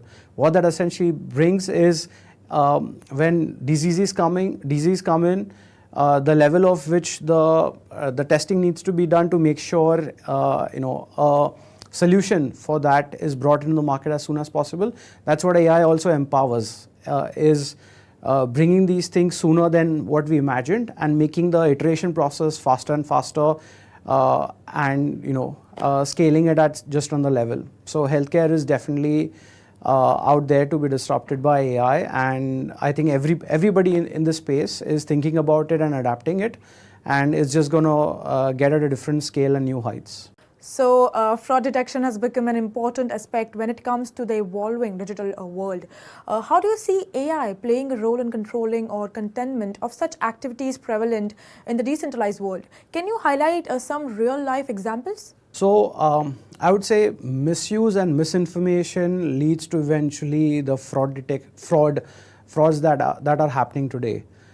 It is very vital to understand that while there is empowerment of these technologies, there is misuse and abuse of the technology as well. So it is very vital to make sure while it can be used for good, we also use it for detecting the misuse of it, and in this case like frauds that can happen.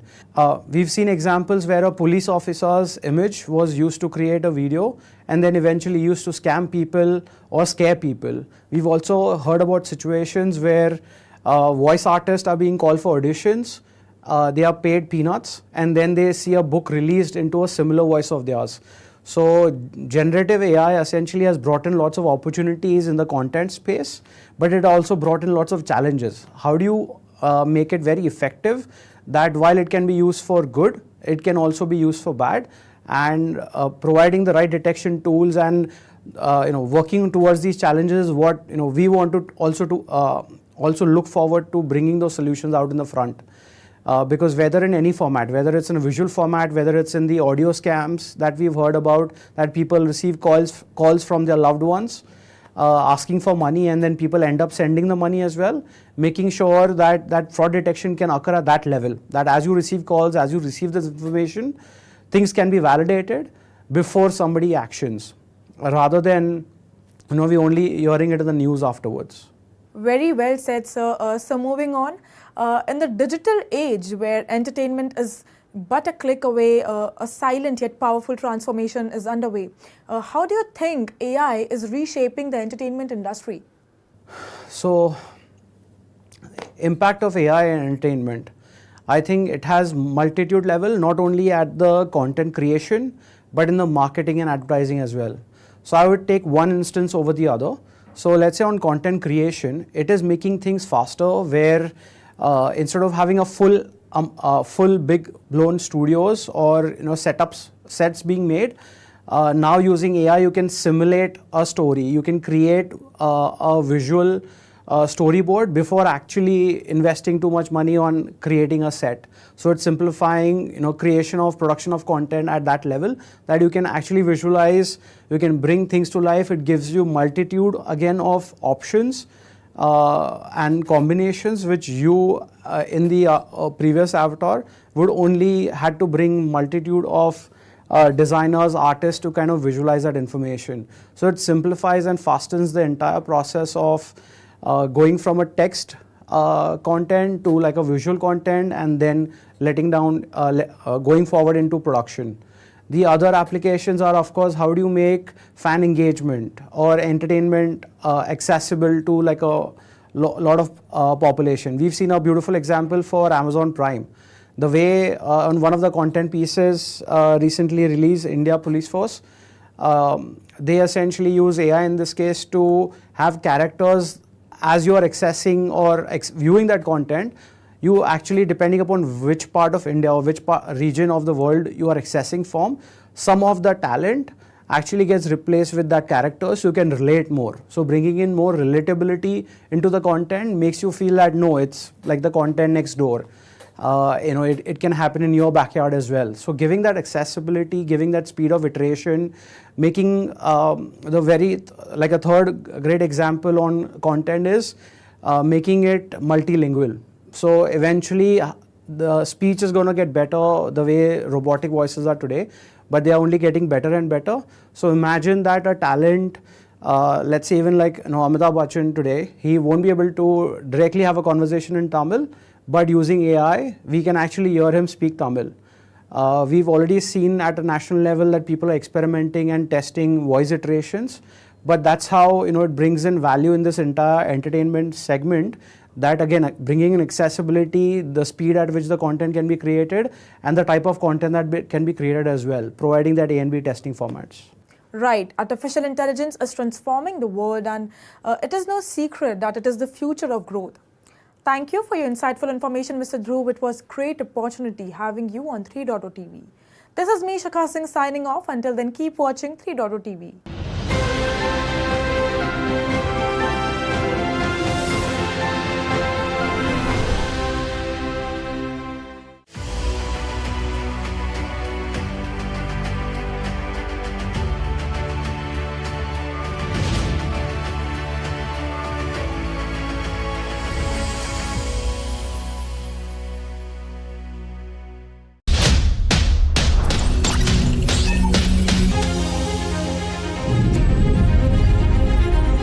With 3.0 TV, stay connected with the world of blockchain. Stay up to date with infinite world of NFTs.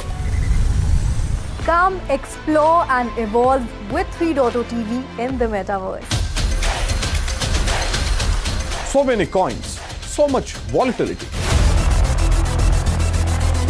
3.0 TV delivers the news that matters.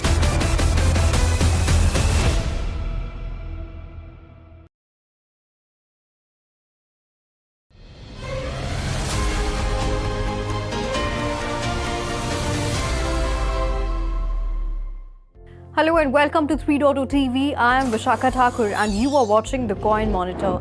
Virtual digital assets or VDA markets traded sideways ahead of key events that include US employment data, likely intervention from respective policymakers to stabilize yen and yuan, Eurozone inflation data, and the Q1 earnings release. Bitcoin, the largest crypto by market cap, hovered near $69,000 crucial levels. IC15 index of cryptocurrencies was trading down by 1.3% at 89,000 points. Interestingly, Bitcoin, the largest crypto by market cap earlier during Asian morning trade, managed to hold $71,000 level. as resumption of ETFs inflows after successfully reversing the recent streak of outflows boosted optimism. In other news, Coinbase Ethereum Layer 2 network base has shattered its trading volume record within a 24-hour on decentralized exchanges, jumping approximately 25% compared to the previous day and surpassing the $1 billion mark. Meanwhile, the US federal court has sentenced ex-FTX CEO Sam Bankman-Fried to 25 years in federal prison, nearly 6 months after being convicted on a host of fraud charges tied to his role in the implosion of FTX Exchange and Alameda Research trading firm in November 2022. While late pessimism is spilled over broader markets as well. Ethereum, the second largest crypto by market cap, is falling below the $3,600 mark. Meanwhile, the Ethereum network has reached a milestone of 1 million validators, with 32 million Ethereum staked, valued at approximately $114 billion. About 30% of Ethereum is staked using the Ethereum staking pool Lido, a liquid staking platform for proof-of-stake cryptocurrencies. Moving on, Litecoin has surged to the second best performing crypto in the top 100 with a 24% gain over the past 7 days. This surge is attributed to a US Commodity Futures Trading Commission statement that classified Litecoin as a commodity in a lawsuit against KuCoin. While the global crypto market cap was at $2.63 trillion mark, decreasing 1.2% in the last 24 hours. However, the total trading volume increased by 26% to $81 billion. Talking about the NFT sector, Putty Penguins, a top NFT collection, has experienced a remarkable price surge in the last 24 hours, becoming the second largest NFT after CryptoPunk, surpassing other leading NFTs like Bored Ape Yacht Club and Mutant Ape Yacht Club. Moving ahead, Dogecoin, a meme-inspired cryptocurrency, has seen a 20% increase in value this week, indicating growing investor interest ahead of Doge Day on April 20. Large transaction volumes reached $5.29 billion and daily active addresses increased by 13.5% to 199,190. Meme coins led by Solana-based Dogwiffe had surged, outpacing other niche such as DeFi and exchange tokens. Dog-themed tokens such as Floki Inu and Whiff jumped as a beta bet to Dogecoin. Whiff flipped Pepe Coin to become the third largest meme token with market cap of $4 billion. While US stock futures rose as Wall Street prepared for the start of the second quarter, futures tied to the Dow Jones Industrial Average gained 0.37%, while S&P 500 futures and Nasdaq 100 futures increased 0.38% and 0.6% respectively.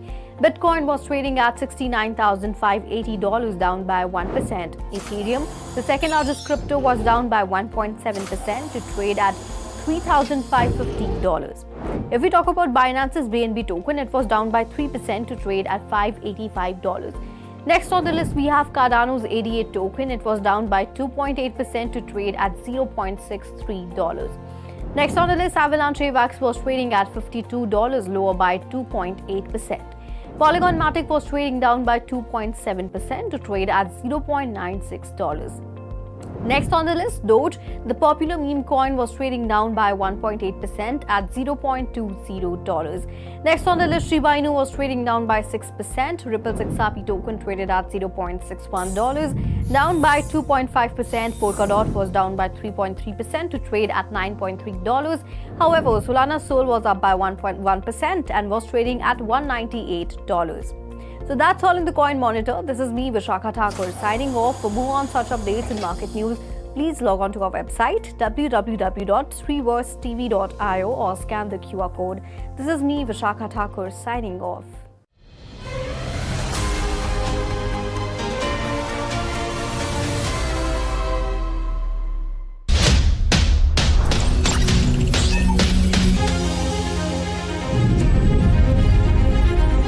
With 3.0 TV, stay connected with the world of blockchain.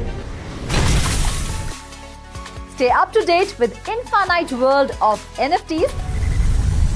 Come explore and evolve with 3.0 TV in the metaverse. So many coins, so much volatility. 3.0 TV delivers the news that matters.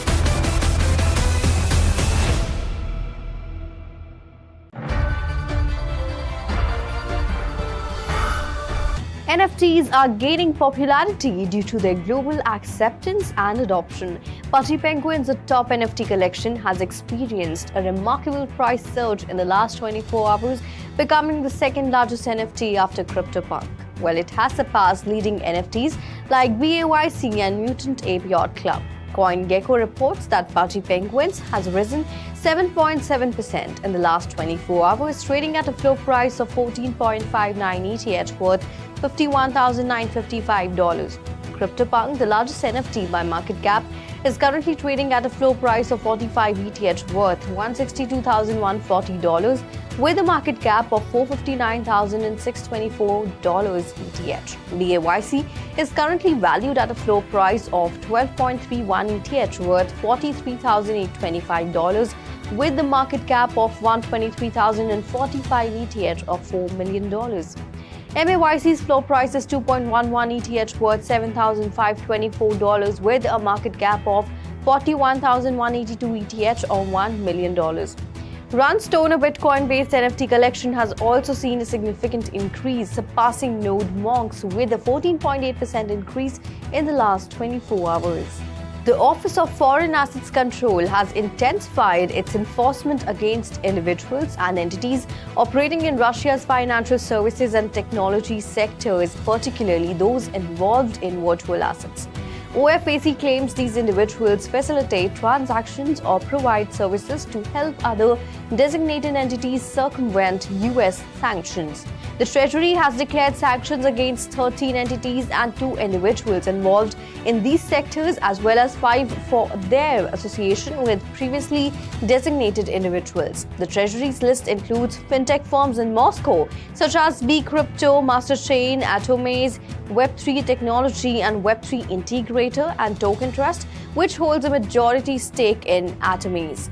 OFAC has also highlighted the involvement of Netex24 and Bitpapa in transactions with banks, crypto exchanges, and darknet markets sanctioned by OFAC using cryptocurrencies. The amount sent to sanctioned entities and darknet markets has steadily increased since the onset of Russia's conflict in Ukraine. The Ethereum network has reached a milestone of 1 million validators, with 32 million Ethereum staked, valued at approximately $114 billion. About 30% of Ethereum is staked using the Ethereum staking pool Lido, a liquid staking platform for proof-of-stake cryptocurrencies. Validators monitor the network against malicious activities and ensure the security of blockchain network. To join this process, users must deposit 32 Ethereum and receive a small portion of Ethereum as a reward. However, some community members believe that too many validators could pose a problem.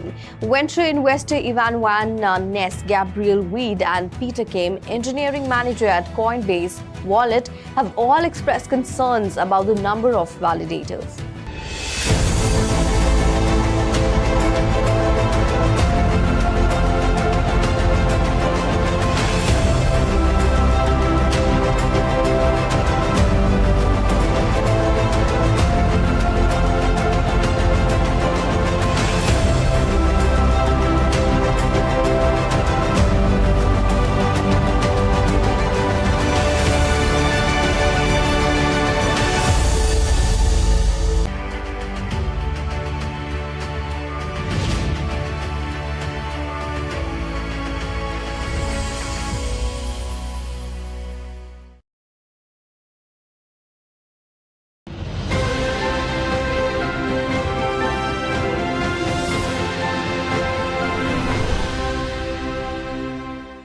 Hello and welcome to 3.0 TV. I'm your host Shubham Joshi. Web3 gaming sector is buzzing with a lot of activities these days. As the technology is continuously evolving, the sector appears more promising than ever. It is important to do a quick check on the latest developments and the future prospects. To give us his view and insight into the gaming sector and help us navigate through this most exciting Web3 vertical, I have been joined by Mr. Arad Malhotra, founder and CEO of Report to Earn and co-founder of Skyless Games. He was also included in Forbes 30 Under 30 Games 2016. On that note, let's invite a special guest. Welcome to 3.0 TV, sir. So my first question to you is, as crypto gaming has turned out to be one of the biggest narrative in this year's bull run, and we have witnessed how Bitcoin's price rise prompted the rise in the major gaming tokens like Ronin, Pixel, Axie Infinity. What, in your opinion, has led to this boom in Web3 gaming and GameFi sector, sir?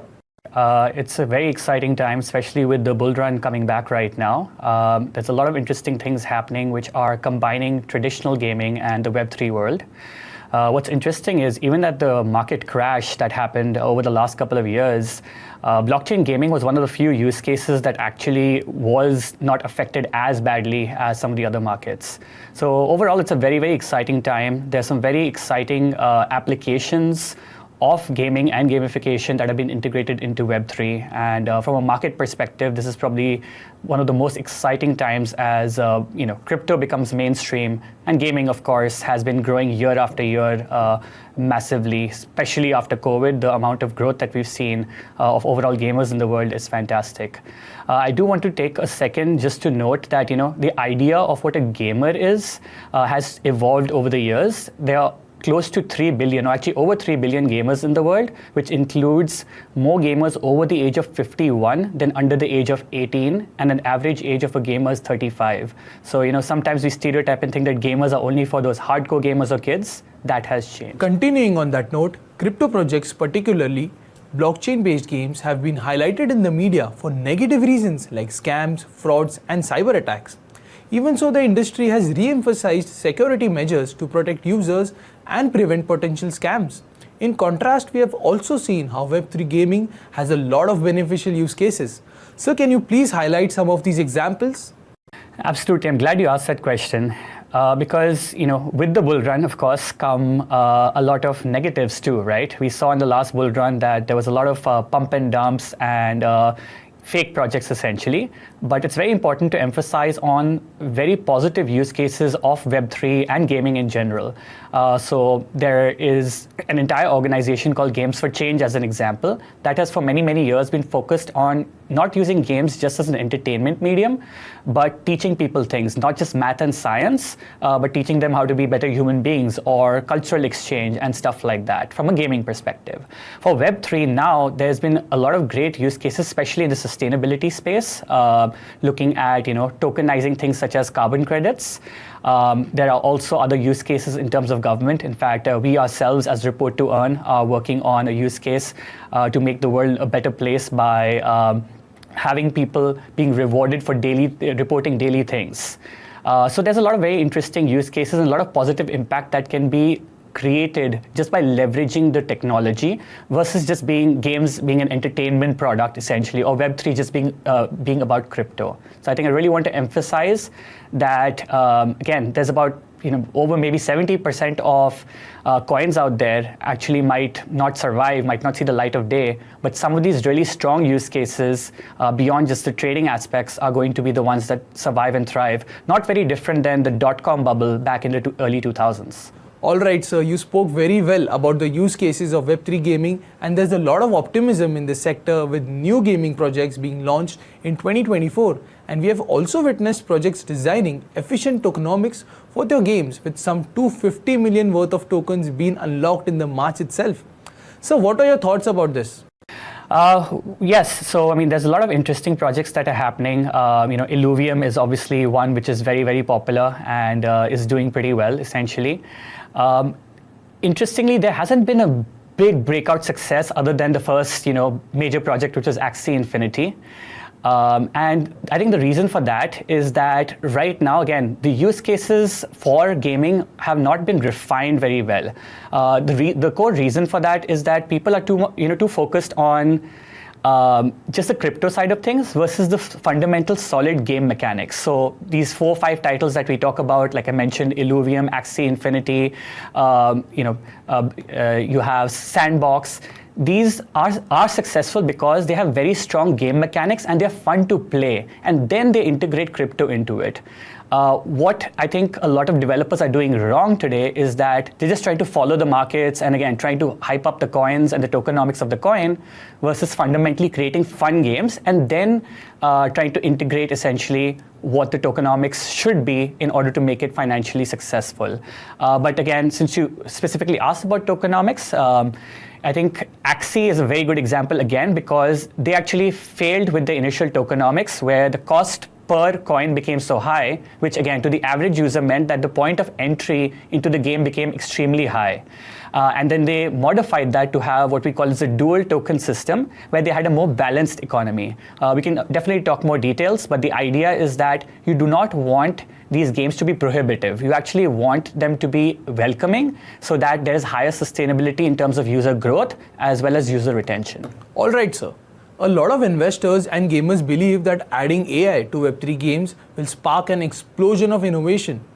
What are your thoughts about this, and what is the relation between AI and gaming? If you can please highlight, sir. So AI and gaming go hand in hand for many, many years. I know it's become very popular now after the ChatGPT age, and again, for some of the younger generation, they think AI is brand new. But AI and gaming again go hand in hand way back into even before the 60s or the 70s. And some of the strongest use cases of AI were gaming. So for example, Pac-Man, a traditional game that even non-gamers would have played, the way that the ghosts follow you around is based on AI. So coming to present day, essentially, AI and the way that it is progressing has multiple different applications and multiple different ways to improve the gaming industry. Of course, the most obvious is having more sophisticated characters within the game, essentially. So your NPCs or non-playing characters and the way that they interact with you is going to be a lot more natural. AI tools are also going to be used for the game development process itself. Game development is very, very expensive, or has been very, very expensive and tedious, essentially needing multi-talented teams and very, very high budgets. But thanks to a lot of AI tools, from the graphics side to the music production that goes into games to, of course, the development itself, the amount of progress is extremely significant. And on the flip side, gaming itself has contributed to the success or the breakout of AI because, as we know, the way AI is advanced is primarily because of GPUs, which are your graphical processing units. And these GPUs have been advanced in order to support use cases of gaming. So it's literally, it's a marriage. AI can't really survive without gaming or cannot thrive without gaming. And on the flip side, gaming has a lot to take from AI, both in terms of the development, the application, as well as, again, future ways of combining the two to create something very powerful. Well, thank you, Mr. Arut Malhotra, for explaining us the dynamics of the Web3 gaming sector. Well, that's all in today's special segment. This is me, Shobham Joshi, signing off. For more such interesting updates and market analysis, keep watching 3.0 TV or log on to our website or scan the QR code. Thank you.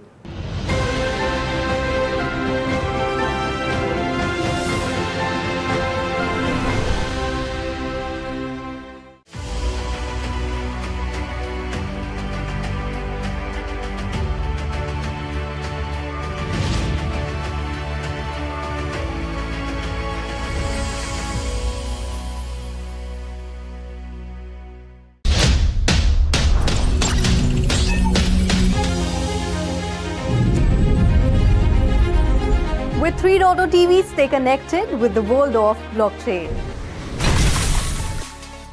Stay up to date with infinite world of NFTs. Come explore and evolve with 3.0 TV in the metaverse. So many coins, so much volatility.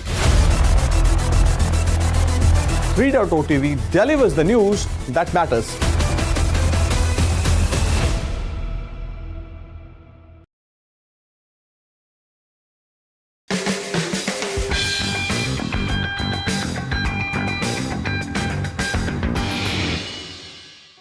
Hello and welcome to 3.0 TV. I am your host Ruchi Sharma.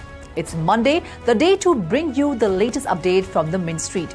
A bunch of curated stories in the Web3 space, giving you the flavor of market activity and the fresh deals struck during this week. We have collated deals from varied segments in this show so that you, our viewers, stay well informed of the latest developments and benefits from the action taking place in this space. But first, a quick look at the trends so far. Ethereum Layer 2 scaling network Optimism is releasing $3.3 billion worth of its Optimism token for community distribution. The 850 million OP tokens, 20% of the initial OP token supply, will be distributed over 4 rounds starting in May and continuing throughout 2024. The 4th round will focus on-chain builders, while rounds 5 through 7 will reward infrastructure, governance, and dev tooling contributors. The OP token is allocated to projects or individuals considered important contributors to the blockchain's ecosystem. After that quick update, let's turn to deals this week. To begin with, the first deal on the show talks of pre-seed funding. OG Labs, or Zero Gravity Labs, the developer of a modular blockchain focused on decentralized artificial intelligence applications, has raised $35 million in pre-seed funding. A host of investors joined the round, including Hack VC, OKX Ventures, GSR, Animoca Brands, Arca, NGC Ventures, DWF Labs, Foresight Ventures, Gummy Cryptos Capital, and Dispersion Capital. OG Labs said, adding that it aimed to create a decentralized cap table with many investors in the round. This was a single round structured as a simple agreement for future equity with token warrants, Michael Henrich, co-founder and CEO of OG Labs, told the blog. He declined to comment on the valuation. In the second deal, we cover Gunzilla Games' fundraising activity. Gunzilla Games, a Frankfurt-based gaming studio, has raised $30 million in combined funding to bolster the development of its forthcoming Web3 title, Off the Grid. The cyberpunk battle royale third-person shooter alongside Guns, the studio's blockchain-based platform, is set to benefit from this influx of capital with increased development resources. The funding round was co-led by Coin Fund and Avalanche Blizzard Fund, who contributed $10 million in token funding, with other participants including Republic Capital and Morningstar Ventures. The third deal covers Layer 1 blockchain firm Peak funding round. Peak said it raised $15 million in funding to expand its ecosystem of decentralized physical infrastructure networks.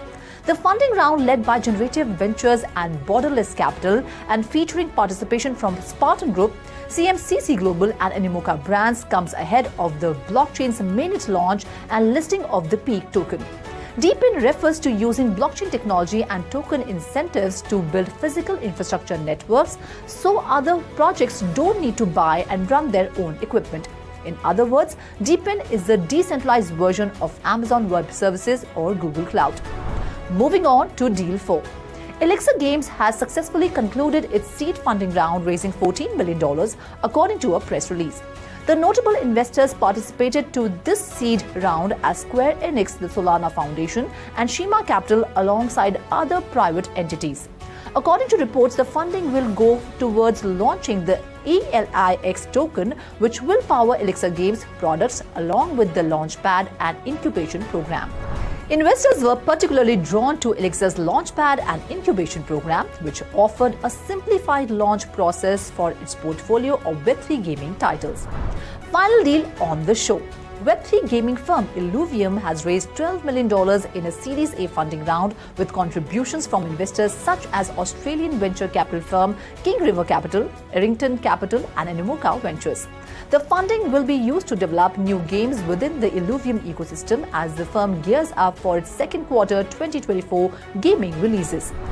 That's all in Deal Corner for now. This is Mirchi Sharma signing off. Do like, share and subscribe to 3.TV, and for more information stories, log on to our website www.3versetv.io or scan the QR code.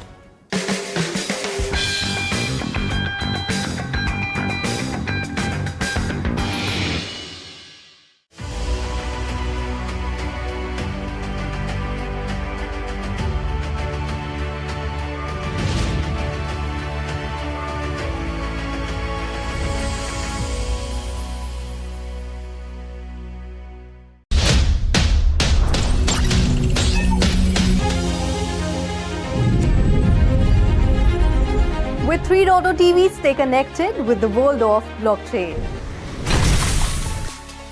Stay up to date with infinite world of NFTs.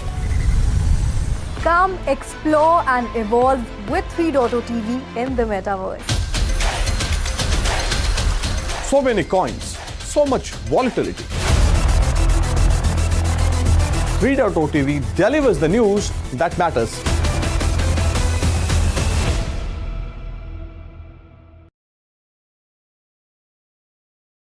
Hello and welcome to 3.0 TV. I am Vishakha Thakur. Taking a leaf out of the United States' successful launch of spot Bitcoin exchange-traded funds, financial institutions based in Hong Kong seem to be in a hurry to tap into the growing demand for cryptocurrency investment products. While Hong Kong opened applications for Bitcoin spot ETFs in December last year, no related products have hit the market yet, leaving Asian investors at risk of lagging behind their American counterparts. Well, in an attempt to bridge this gap, Hong Kong-based institutions are actively preparing to launch spot ETFs for Ethereum. The goal is to gain an edge over the United States, solidifying Hong Kong's position in the global crypto market, as per reports from local media outlets. The cumulative net inflow of Bitcoin spot ETFs in the United States surpassed $2.24 billion last week, propelling the price of Bitcoin to reach new all-time highs. According to CoinGlass data, the total assets under management of Bitcoin ETFs currently amount to $55.34 billion. Well, the top three performers in this space are GBTC, IBIT and FBTC, managing $27.73 billion, $12.97 billion and $8.35 billion respectively. Amidst the surge in Bitcoin-related investment products, market attention has turned to the development of Hong Kong's Bitcoin spot ETF offerings. Experts say that as global crypto investors anticipate the launch of Ethereum spot ETFs, Hong Kong is actively discussing and preparing for such products. Earlier reports indicated that 10 financial institutions in Hong Kong have expressed their intentions to apply for Bitcoin spot ETF launches. Harvest Fund, for instance, submitted relevant applications to the Securities and Futures Commission in mid-Jan, signaling the growing interest in crypto-related investment products in the region. Well, that's all in this special update. Keep watching 3.TV for more such updates and do log on to our website www.3versetv.io or scan the QR code. This is me, Vishakha Thakur, signing off.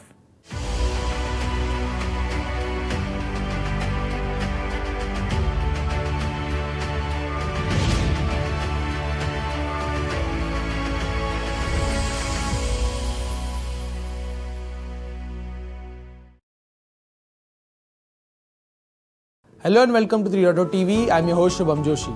Solana's weekly stablecoin transfer volume reached $365 billion, surpassing Ethereum network's $153 billion according to blockchain analytics company Artemis. While volumes on other leading chains such as Tron and BNB chain totaled $101 billion and $23 billion respectively, while the overall March stablecoin transfer volume reached $804 billion, nearly surpassing the $960 billion Solana stablecoin transfer volume for the month of February. Additionally, the $804 billion transferred so far in March 2023 is 3,410% higher than the $11.56 billion in stablecoin transfers in the month of March 2023. Currently, Solana holds 42.3% of the total stablecoin market, an enormous increase for 1.9% a year ago. Well, since October 2023, there has been a steady 1,770% growth in the stablecoin activity on Solana. Well, since the beginning of the year, Ethereum has consistently led the industry in stablecoin transfer volumes and has lagged behind Solana. The Layer 1 blockchain had a market share of more than 31% in December 2023, but has since lost its dominance to Solana, currently accounting for about 27% of the stablecoin transfer volume. With $101 billion transferred over the past week and $367 billion in the month of March, Tron is the third largest blockchain for stablecoin transfers. Data from DeFi Llama shows that Solana has seen a surge in decentralized finance activities, driving its total value locked to $4.5 billion, the highest level since April 2022. This is also being shown by increasing volume of decentralized exchanges where Solana overtook Ethereum and other chains on March 19. Well, that's all in today's special segment. This is me, Shubham Joshi, signing off. For more such interesting updates and market analysis, keep watching 3.TV or log on to our website or scan the QR code. Thank you.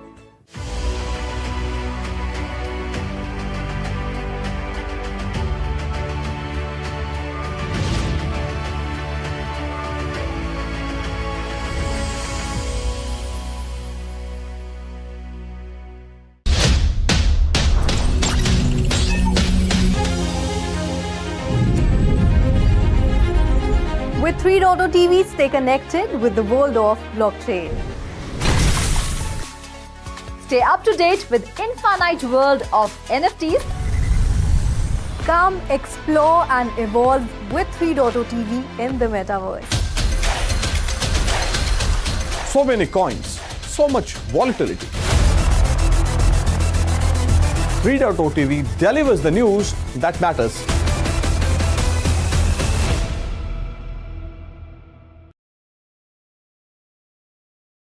Hello and welcome to 3.0 TV. This is Shikha Singh.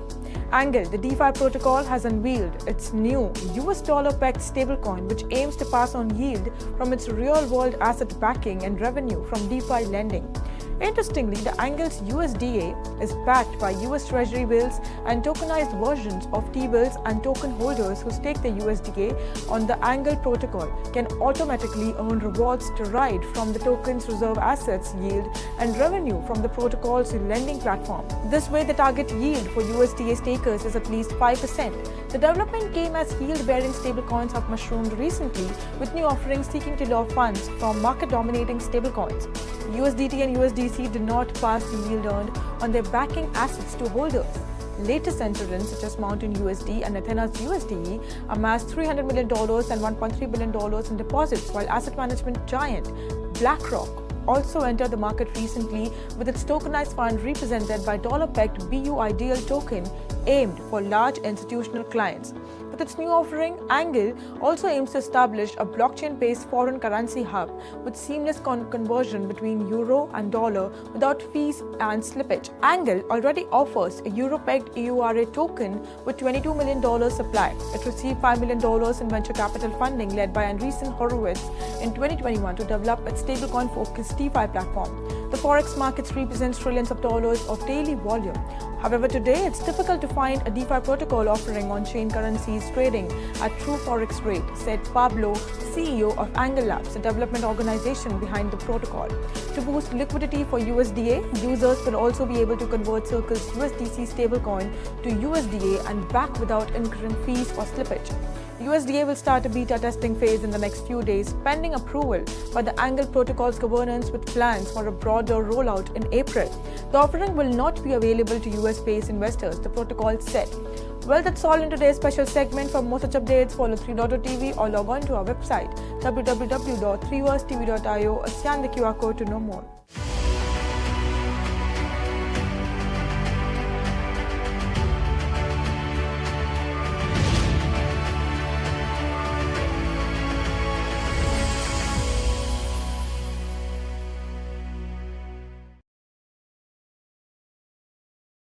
CryptoPunk #3100 ने बटोरी second highest cell.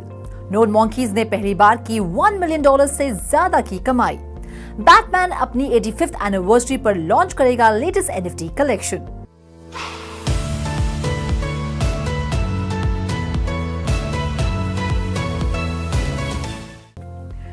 Hello and a very warm welcome to all of you. Batman की latest collection से लेकर record तोड़ NFT collection तक कई मजेदार NFT updates मैं रुचि शर्मा आपके लेकर आई हूं। तो हो जाइए NFT वर्स के इस खास एपिसोड के लिए तैयार। इसमें आपके फेवरेट NFT प्रोजेक्ट्स की डिटेल्स तो होगी ही, साथ ही हम एक स्पेशल गेस्ट से भी करेंगे मुलाकात। लेकिन सबसे पहले जानते हैं पिछले हफ्ते कैसा रहा NFT मार्केट का हाल। NFT सेल्स पिछले 7 दिनों में करीब 12% बढ़कर $442 मिलियन रही। पिछले हफ्ते की तरह इस हफ्ते भी बिटकॉइन NFTs ने टॉप पोजीशन हासिल की। करीब 14% उछाल के साथ बिटकॉइन ऑर्डिनल्स ने $166 मिलियन सेल्स बटोरी। तो वहीं इथेरियम NFTs भी ज्यादा दूर नहीं थी। $165 मिलियन सेल्स के साथ इथेरियम ने बिटकॉइन NFTs को कड़ी टक्कर दी। पिछले हफ्ते के मुकाबले इथेरियम NFTs में करीब 12% का उछाल देखा गया। तो वहीं तीसरे, चौथे और पांचवें पायदान पर रही सोलाना, BNB और Mythos chain. Crypto market in दिनों उफान पर है और इसका अच्छा खासा असर NFT मार्केट पर भी देखा जा रहा है। हाल ही में CryptoPunk NFT ने अब तक की सेकंड हाईएस्ट सेल दर्ज की। ये CryptoPunk #3100 जिसे एलियन पंक के नाम से भी जाना जाता है 4500 ETH यानी कि $16 मिलियन में बिकी। आपको जानकर हैरानी होगी कि यही NFT 3 साल पहले $7.5 मिलियन में बिकी थी, यानी 3 सालों में इसकी वैल्यू करीब $8.4 मिलियन बढ़ गई है। ये तो बात हुई दूसरी सबसे महंगी CryptoPunk NFT की। तो फिर सबसे महंगी CryptoPunk NFT कौन सी है? वो है CryptoPunk #5822। ये भी एक एलियन पंक है जिसने $23.7 मिलियन की सेल्स दर्ज की थी। इस CryptoPunk की खासियत है कि इसने एक हेडबैंड पहना हुआ है। वैसे आपको बता दें कि CryptoPunk #3100 को अब तक 3 अलग अलग कलेक्टर्स ओन कर चुके हैं। आप जानकर दंग रह जाएंगे कि 7 साल पहले यही क्रिप्टो पंक महज $2133 में बिका था। खैर, इस हालिया $16 मिलियन सेल्स ने इसे 24 आवर्स की सेल में सबसे आगे खड़ा कर दिया है। ऐसे में क्रिप्टो पंक ने नोड मॉन्कीज और अनकैटेगराइज्ड ऑर्डिनल्स की पॉपुलैरिटी को मात देते हुए नंबर 1 की पोजीशन अपने नाम की है। बिटकॉइन और बिटकॉइन ऑर्डिनल्स दोनों की किस्मत खुल गई है, क्योंकि दोनों अपने ऑल टाइम हाई पर हैं। बिटकॉइन ऑर्डिनल्स पर कैसे हो रही है पैसों की बरसात, चलिए जानते हैं। बिटकॉइन दिन ब दिन एक नए ऑल टाइम हाई को छू रहा है। ऐसे में बिटकॉइन ऑर्डिनल्स की सेल्स में भी जबरदस्त उछाल देखा जा रहा है। बिटकॉइन ऑर्डिनल्स पर खासी पॉपुलर कलेक्शन नोड मॉन्कीज ने पहली बार $1 मिलियन की सेल्स के साथ बिटकॉइन एनएफटीज में अपना नाम सबसे ऊपर लिख दिया है। क्रिप्टो स्लैम के डेटा के मुताबिक बिटकॉइन एनएफटी प्रोजेक्ट में नोड मॉन्कीज पिछले 7 दिनों में टॉप सेलिंग इंडिविजुअल ऑर्डिनल्स या एनएफटी प्रोजेक्ट है, जिसकी सेकेंडरी मार्केट सेल्स इसी दौरान $45 मिलियन के करीब थी। पिछले 24 घंटों में नोड मॉन्की से ऊपर सिर्फ एक इथेरियम एनएफटी प्रोजेक्ट था, क्रिप्टो पंक्स, जो $16 मिलियन में बिका था। Alien hoodie node monkeys magic Eden पर 4 मार्च को 17 बिटकॉइन या कहें $1.08 मिलियन में बिका। ये अब तक की नोड मॉन्कीज की सबसे बड़ी सेल है और ऑर्डिनल्स की अब तक की सेकेंड हाईएस्ट सेल। जैसे जैसे बिटकॉइन का प्राइस बढ़ रहा है, बिटकॉइन ऑर्डिनल सेल्स में सर्ज आ रहा है। साथ ही नोड मॉन्कीज का प्राइस भी आसमान छू रहा है। इस पर और ज्यादा जानकारी के लिए रुक करते हैं हमारी स्पेशल गेस्ट मिस नजदा बेस्टर का। Welcome to 3 TV. नजदा, बिटकॉइन के प्राइस सर्च का कितना इम्पैक्ट होगा बिटकॉइन ऑर्डिनल्स पर और ये इम्पैक्ट कब तक रहेगा? Now, despite the broader NFT market downturn, Bitcoin ordinals are gaining interest, very possibly due to the direct relationship with Bitcoin's price increase. The appeal of Bitcoin ordinals, I think, lies in their novelty. They are a novel asset class, and the direct embedding of digital artifacts onto the Bitcoin blockchain, differentiating them from all other NFTs. Bitcoin's come a long way since its birth. There's also a lineup of new innovations in the BTC NFT space, like BRC20 tokens, Bitcoin stamps, atomicals, etc. And I think we can really expect to see more innovation coming in this year and beyond. Thank you so much हमसे बातचीत करने के लिए और अपना कीमती समय हमें देने के लिए। आपका फेवरेट सुपर हीरो कौन सा है? वेल, मेरा फेवरेट सुपर हीरो तो सुपर स्टाइलिश है, लेटेस्ट टेक्नोलॉजी और गैजेट्स यूज करता है। रात में उसकी पावर्स और ज्यादा स्ट्रॉन्ग हो जाती है।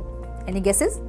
Yes, you guessed it right, it's Batman. जी हाँ, लौट रहा है बैटमैन द डार्क नाइट, बड़े पर्दे पर नहीं बल्कि इथेरियम पर। अपनी 85th एनिवर्सरी का शानदार जश्न बैटमैन मनाएगा अपनी लेटेस्ट एनएफटी कलेक्शन के साथ। 2022 bat cowl Batman themed NFT series का डेब्यू हुआ था और अब the legacy Cowles collection launch होगी। ये एनएफटी कलेक्शन डीसी कॉमिक्स और वार्नर ब्रदर्स डिस्कवरी ग्रुप के साथ कोलैबोरेशन में बनाई गई है। इसमें 11,544 डिजिटल कलेक्टिबल्स होंगे। मार्च 29 को रिलीज हो रही ये कलेक्शन कैंडी डिजिटल पर $49.99 पर अवेलेबल होगी।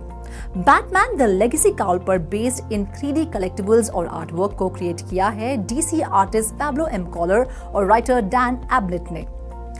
अगर आपको म्यूजिक और एनएफटीज दोनों से बेहद प्यार है तो अगली खबर आपके लिए ही है। कोचेला म्यूजिक फेस्टिवल के बारे में तो आप जानते ही होंगे। सोचिए अगर आपको इसके वीआईपी पासेस मिल जाए तो। अरे मैं मजाक नहीं कर रही, ये पॉसिबल है। कैसे, चलिए बताते हैं आपको। कोचेला म्यूजिक फेस्टिवल ने अनाउंस किया है कोचेला कीपसेक्स लॉन्च, जो 3 NFT कलेक्शंस की सीरीज है और इसे NFT मार्केटप्लेस OpenSea के साथ पार्टनरशिप में प्रोड्यूस किया गया है। अवलांच ब्लॉकचेन पर बेस्ड ये कलेक्शन फेस्टिवल के एक्सक्लूसिव VIP एरियाज के लिए एक्सेस की तरह काम करेगी। साथ ही इसके जरिए limited edition holders only merchandise भी अवेलेबल होंगे। 5 मार्च को लॉन्च हुआ इसका पहला कीपसेक था the VIP pass plus oasis lounge keepsake, जो फेस्टिवल के वीकेंड के लिए अवेलेबल होगा। ये पास होल्डर्स ओनली ओएसिस लाउंज के लिए एक्सेस अनलॉक करेगा। ओएसिस लाउंज एक पीसफुल स्पेस ऑफर करता है जिसमें कॉम्प्लीमेंट्री ड्रिंक्स की रेंज तो होगी ही, साथ ही मेंबर्स के लिए एक शेडेड लाउंज भी अवेलेबल है। $14.99 ईच पर प्राइस ये 1000 टोकन्स अप्रैल 1 तक परचेज के लिए OpenSea के डेडिकेटेड कलेक्शन पेज पर अवेलेबल होंगे। सेकेंड ड्रॉप में कैनवस वेलकम बॉक्स कीपसेक होगा जो मार्च 25 को लॉन्च होगा और यूनिक मर्चेंडाइज, डिजिटल कंटेंट और rose garden VIP area access offer करेगा। कोचेला का फाइनल ड्रॉप यानी आर्टिस्ट कोलैबोरेशन कीपसेक लॉन्च होगा मिड अप्रैल में और इसकी आर्टिस्ट आइडेंटिटी और होल्डर्स बेनिफिट मार्च एंड के करीब अनाउंस किए जाएंगे। Well, that's all in this episode of NFT Verse. वक्त आ गया है आपसे विदा लेने का, लेकिन NFT की दुनिया से ऐसी ही मजेदार खबरें मैं रुचि शर्मा आपके लिए हर हफ्ते लाती रहूंगी। Till then, do like, share and subscribe to 3.tv और इसी तरह की इंटरेस्टिंग अपडेट्स के लिए लॉग ऑन करें हमारी वेबसाइट www.3versetv.io पर या फिर QR कोड को स्कैन करें।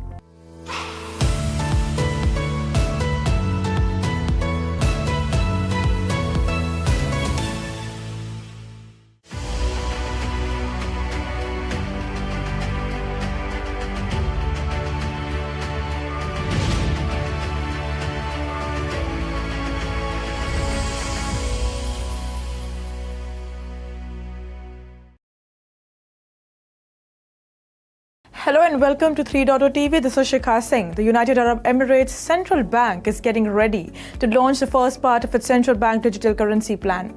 It examines CBDC for usage in both retail and wholesale markets.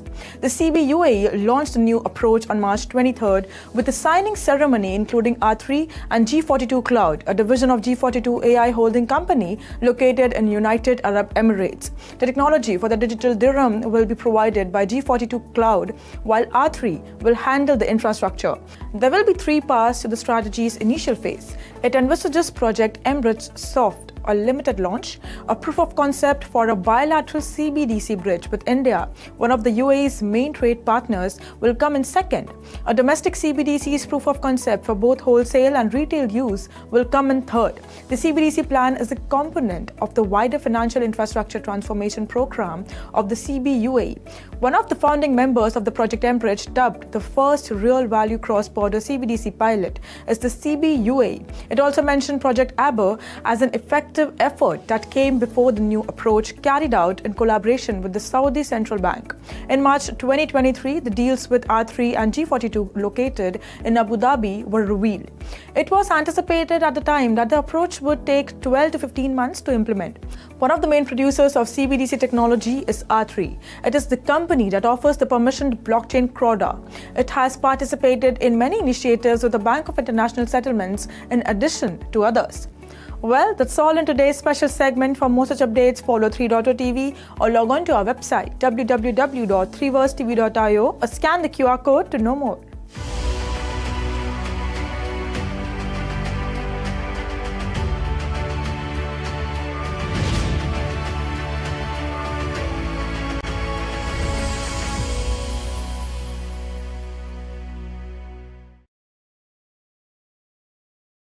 Hello and welcome to 3.0 TV. I am Vishakha Thakur.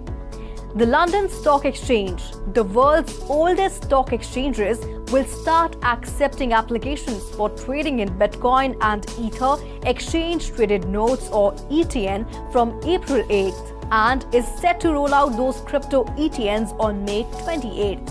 The ETN launch will be subject to the approval of UK regulator, the Financial Conduct Authority, the notice said.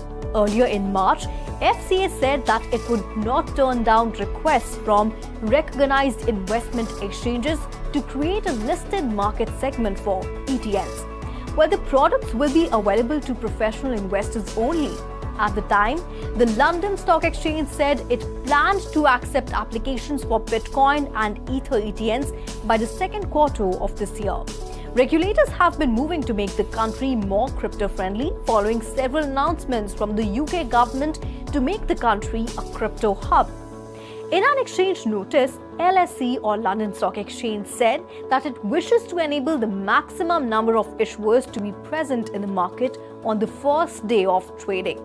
When choosing a date to launch the market for crypto ETNs on 28th May, it has taken into consideration that need to ensure issuers meet the requirements for consideration detailed in the crypto ETN fact sheet and, most importantly, offer enough time to prepare documentation to establish a crypto ETN program, which will require a base prospectus to be approved by the FCA. Well, London Stock Exchange will not allow the issuers to participate if they fail to meet exchange requirement or submit applications after April 15th and issuers' base prospectus not approved by FCA. Exchange traded notes or ETNs are also traded on a stock exchange similar to Bitcoin exchange traded funds. However, ETNs are unsecured debt securities that are backed by issuers' credit, while ETFs are investment funds directly holding the assets they track, providing direct exposure. Consequently, ETNs entail credit risk absent in ETFs, given their value hinges on the issuer's solvency, while ETF values are directly linked to their underlying assets. So that's all in the story. Keep watching 3.0 TV for more such updates, and do log on to our website www.3versetv.io or scan the QR code. This is me, Vishakha Thakur, signing off.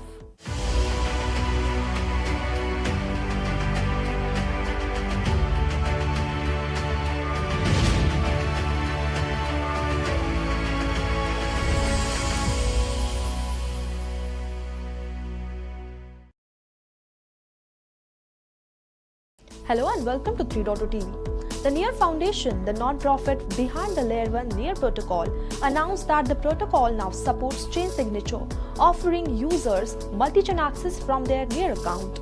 EigenLayer, a new launch partner of Near, contributes to the security of the chain signature network, according to a press release. An Ethereum-based restaking project is called EigenLayer. Since day one, the Near ecosystem has focused on simplifying access to Web3 for developers and mainstream users, said Ilya Polisutkin, co-founder of Near.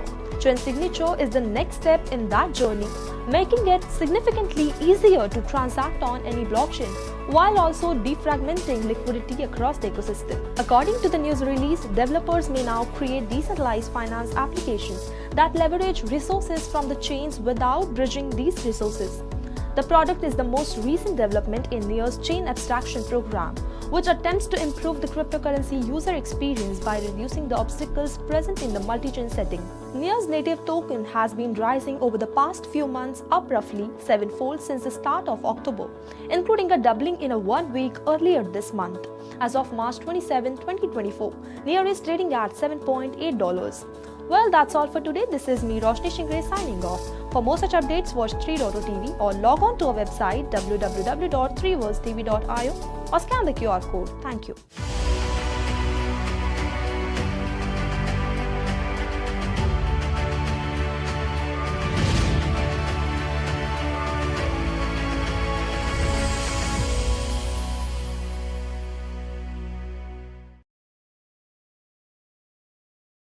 Hello and a very warm welcome. I am Ruchi Sharma.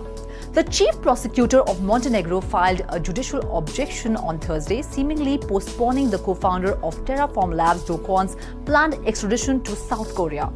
According to a translated statement released on Thursday, the Office of the Supreme State Prosecutor for Montenegro stated that the appellate court's confirmation of the High Court's decision to extradite Kwon to his home country of South Korea rather than the United States was made through abbreviated proceedings that went beyond the authority granted to it. The announcement states that only the nation's Minister of Justice may decide whether to approve Kwon's extradition. The statement just refers to a citizen of the Republic of South Korea without naming Kwon specifically. After Kwon and his colleague Han Chang-jun were detained and imprisoned a year ago, Montenegro found itself unintentionally at the heart of a tug-of-war between the United States and South Korea.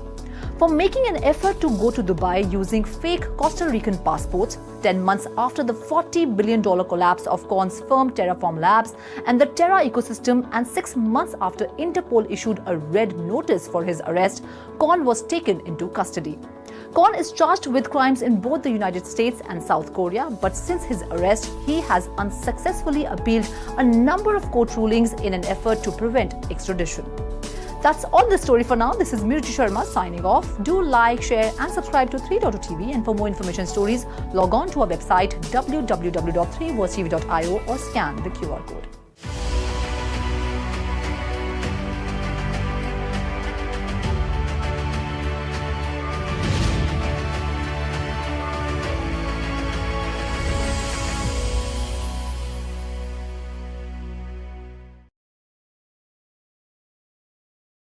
Hello and welcome to 3.0 TV. I'm your host Shubham Joshi. Bitcoin investors in the United States are having their plate full of options. After being served by 12 different issuers of the spot Bitcoin ETFs, the market is getting ready for yet another asset manager, the Hashdex, officially joining market after completing the conversion of its futures ETF to hold spot Bitcoins. Well, in a March 26 announcement, Hashdex said it has renamed and converted its Hashdex Bitcoin futures ETF to Hashdex Bitcoin ETF with the ticker DeFi. DeFi's renaming corresponds to DeFi's completion of the conversion of its investment strategy to allow the fund to provide spot Bitcoin holdings and its tracking of a new benchmark index effective March 27, 2024, it said. Well, the newly converted fund will invest at least 95% of its assets into spot Bitcoins, while up to 5% of the remaining assets will go into CME traded Bitcoin future contracts and cash and cash equivalents according to the firm. Well, since our founding in 2018, Hashdex has strongly believed that Bitcoin is a generational opportunity, said Hashdex co-founder and CEO Marcelo Sampaio. We are excited to invite all investors, whether it be those who already have full conviction in Bitcoin, those who are considering an allocation for the first time, or anyone in between, to join us in a long-term journey of making digital assets accessible, said Samir Karbage, Hashdex CIO. Well, founded in 2018, the Hashdex first joined the US race for an approved spot in Bitcoin ETF in August 2023.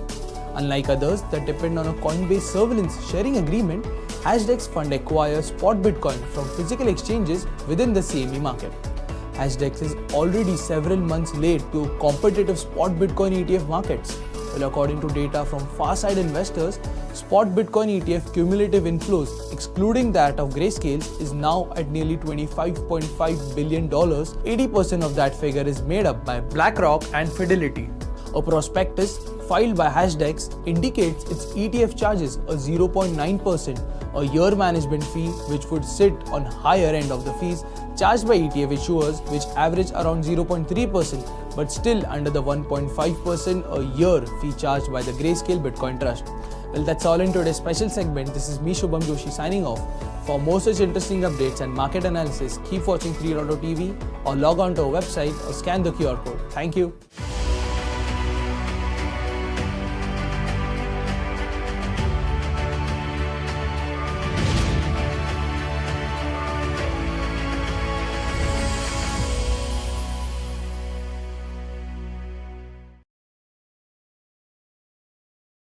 What's up, gamers? Who can forget Mike Tyson knocking out Marvis Fraser, son of former heavyweight champion Joe Fraser, in measly 30 seconds? Out of here very, very quickly.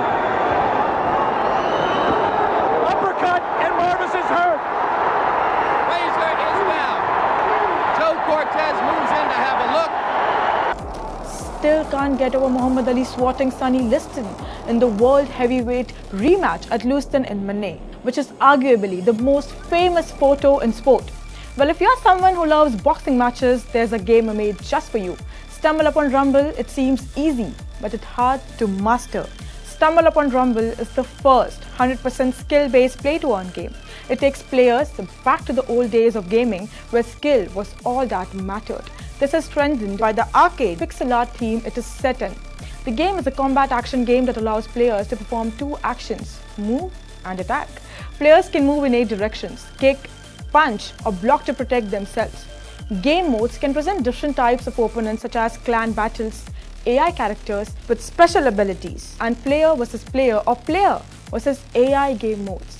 Stumble Upon Rumble brings real money gaming to the blockchain through these game modes, allowing up to 30 players in a session. The game is structured as a semi-sandbox, allowing for various game modes and mini-games, making it a diverse experience. Oh, by the way, Stumble Upon Rumble eliminates entry barriers like payment gates or in-game stores, accommodating any type of player. Crazy, right? In-game betting in the game involves placing bets on oneself using glove tokens, with stakes classified into high, low, medium, and 0 levels. The winner gets to keep the tokens, but a percentage fee is burned to enhance the deflation of the game. Players can stake on any top player in a square up with a fixed reward of 0.5% of the lowest total stake. Idle players or passive token holders can view historical and current data to make informed decisions. Staking will be closely monitored to curb collision between players with stakes. StumbleUpon Rumble is also social, allowing players to gather in servers of 30 to 40 people to watch each other fight and socialize. Players can earn glove tokens or special NFTs from the game's tournaments and mini-games. StumbleUpon Rumble in-game NFTs are purely cosmetic adaptations, allowing players to create unique characters. Customized fighters, hats, and arenas can be customized according to player preferences. The game's in-game NFTs can be acquired through various methods, including purchasing directly from the game's website using Ethereum, in-game sales using glove tokens, and community rewards. Of the many things I find interesting about StumbleUpon Rumble, one of the most intriguing is the fact that the game is focused on creating a level playing field as opposed to games designed with the ability to give players unfair advantage depending on their ability to acquire such. To build a gaming fan base, the game has its own version of Trollbox, where players can interact if they choose to stay away from the action. The game reignites a nostalgic feeling as a pixel-based game and even allows players to fully customize them through NFTs. Also look at the characters. They resemble famous boxers like Muhammad Ali, Marvin Hagler, and Kelly Pavlik. I know your pins and needles to know where the game is available at. So the game is set to be listed on Epic Games Store as an early access version. Stay tuned. Well, we will keep updating for more such updates. Until then, keep watching 3.0 TV. Do like, share and subscribe to our YouTube channel. Also, do log on to our website www.3versetv.io or scan the QR code to know more.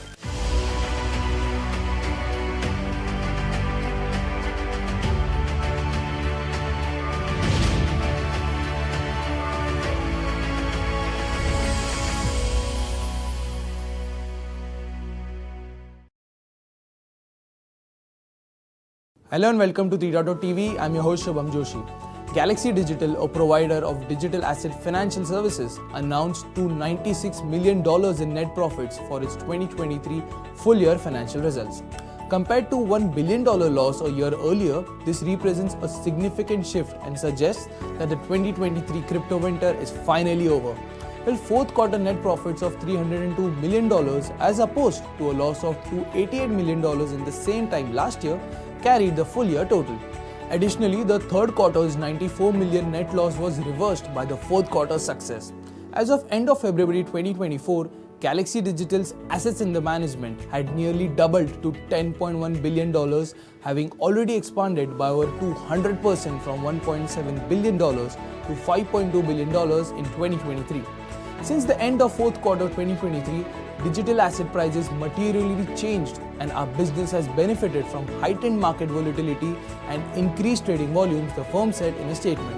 As of March 26, 2024, closing price of $14.38 for Toronto-listed business led by Mike Novogratz was more than 6.5% on the day as Bitcoin recovered above $71,000 of a decline last week. Well, that's all in today's special segment. This is me, Shubham Joshi, signing off. For more such interesting updates and market analysis, keep watching 3.0 TV or log on to our website or scan the QR code. Thank you.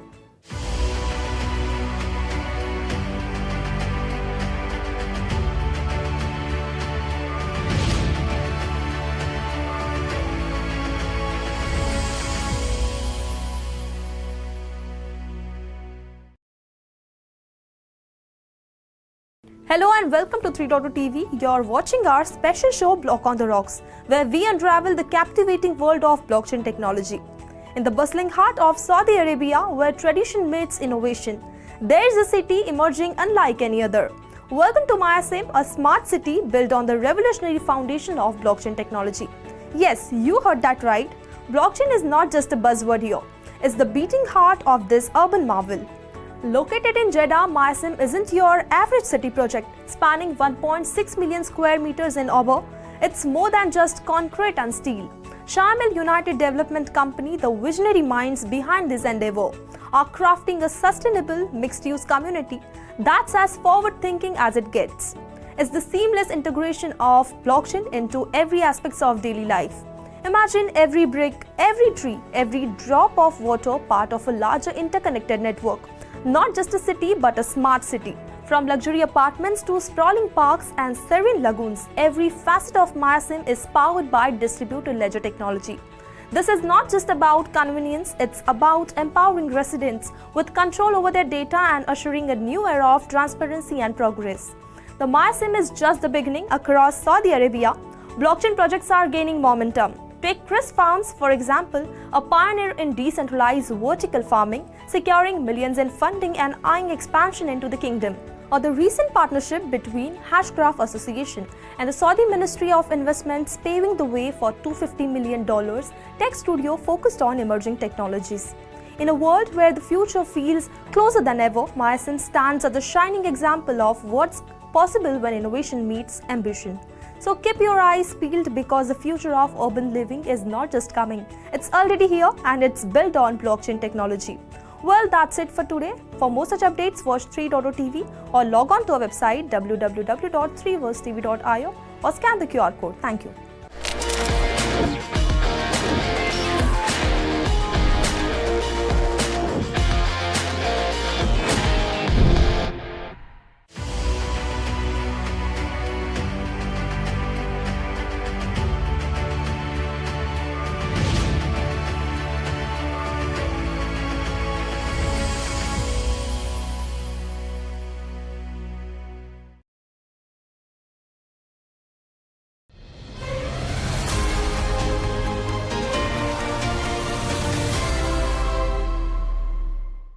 Hello and welcome to 3.0 TV. I am Vishakha Thakur and you are watching the Coin Monitor. Virtual digital assets or VDA markets traded sideways ahead of key events that include US employment data, likely intervention from respective policymakers to stabilize yen and yuan, Eurozone inflation data, and the Q1 earnings release. Bitcoin, the largest crypto by market cap, hovered near $69,000 crucial levels. IC15 index of cryptocurrencies was trading down by 1.3% at 89,000 points. Interestingly, Bitcoin, the largest crypto by market cap earlier during Asian morning trade, managed to hold $71,000 level. As assumption of ETFs inflows after successfully reversing the recent streak of outflows boosted optimism. In other news, Coinbase Ethereum Layer 2 network base has shattered its trading volume record within a 24-hour on decentralized exchanges, jumping approximately 25% compared to the previous day and surpassing the $1 billion mark. Meanwhile, the US federal court has sentenced ex-FTX CEO Sam Bankman-Fried to 25 years in federal prison, nearly 6 months after being convicted on a host of fraud charges tied to his role in the implosion of FTX Exchange and Alameda Research trading firm in November 2022. While late pessimism is spilled over broader markets as well. Ethereum, the second largest crypto by market cap, is falling below the $3,600 mark. Meanwhile, the Ethereum network has reached a milestone of 1 million validators, with 32 million Ethereum staked, valued at approximately $114 billion. About 30% of Ethereum is staked using the Ethereum staking pool Lido, a liquid staking platform for proof-of-stake cryptocurrencies. Moving on, Litecoin has surged to the second best performing crypto in the top 100 with a 24% gain over the past 7 days. This surge is attributed to a US Commodity Futures Trading Commission statement that classified Litecoin as a commodity in a lawsuit against KuCoin. While the global crypto market cap was at $2.63 trillion mark, decreasing 1.2% in the last 24 hours. However, the total trading volume increased by 26% to $81 billion. Talking about the NFT sector, Putty Penguins, a top NFT collection, has experienced a remarkable price surge in the last 24 hours, becoming the second largest NFT after CryptoPunk, surpassing other leading NFTs like Bored Ape Yacht Club and Mutant Ape Yacht Club. Moving ahead, Dogecoin, a meme-inspired cryptocurrency, has seen a 20% increase in value this week, indicating growing investor interest ahead of Doge Day on April 20. Large transaction volumes reached $5.29 billion and daily active addresses increased by 13.5% to 199,190. Meme coins led by Solana-based Dogwiffe had surged, outpacing other niche such as DeFi and exchange tokens. Dog-themed tokens such as Floki Inu and Whiff jumped as a beta bet to Dogecoin. Whiff flipped Pepe Coin to become the third largest meme token with market cap of $4 billion. Well, US stock futures rose as Wall Street prepared for the start of the second quarter. Futures started. Dow Jones Industrial Average gained 0.37%, while S&P 500 futures and Nasdaq 100 futures increased 0.38% and 0.6% respectively. Bitcoin was trading at $69,580, down by 1%. Ethereum, the second largest crypto, was down by 1.7% to trade at $3,550. If we talk about Binance's BNB token, it was down by 3% to trade at $585.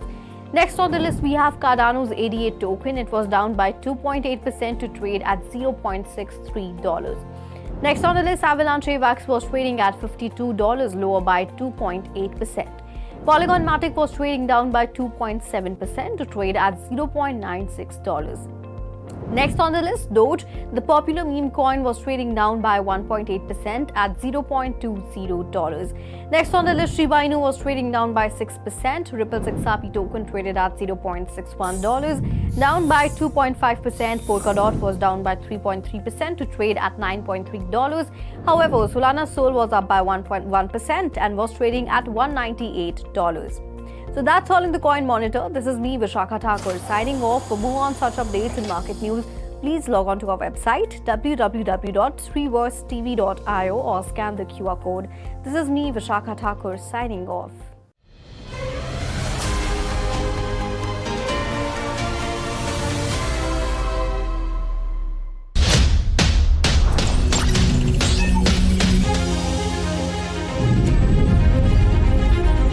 With 3.0 TV, stay connected with the world of blockchain. Stay up to date with infinite world of NFTs. Come explore and evolve with 3.0 TV in the metaverse. So many coins, so much volatility. 3.0 TV delivers the news that matters.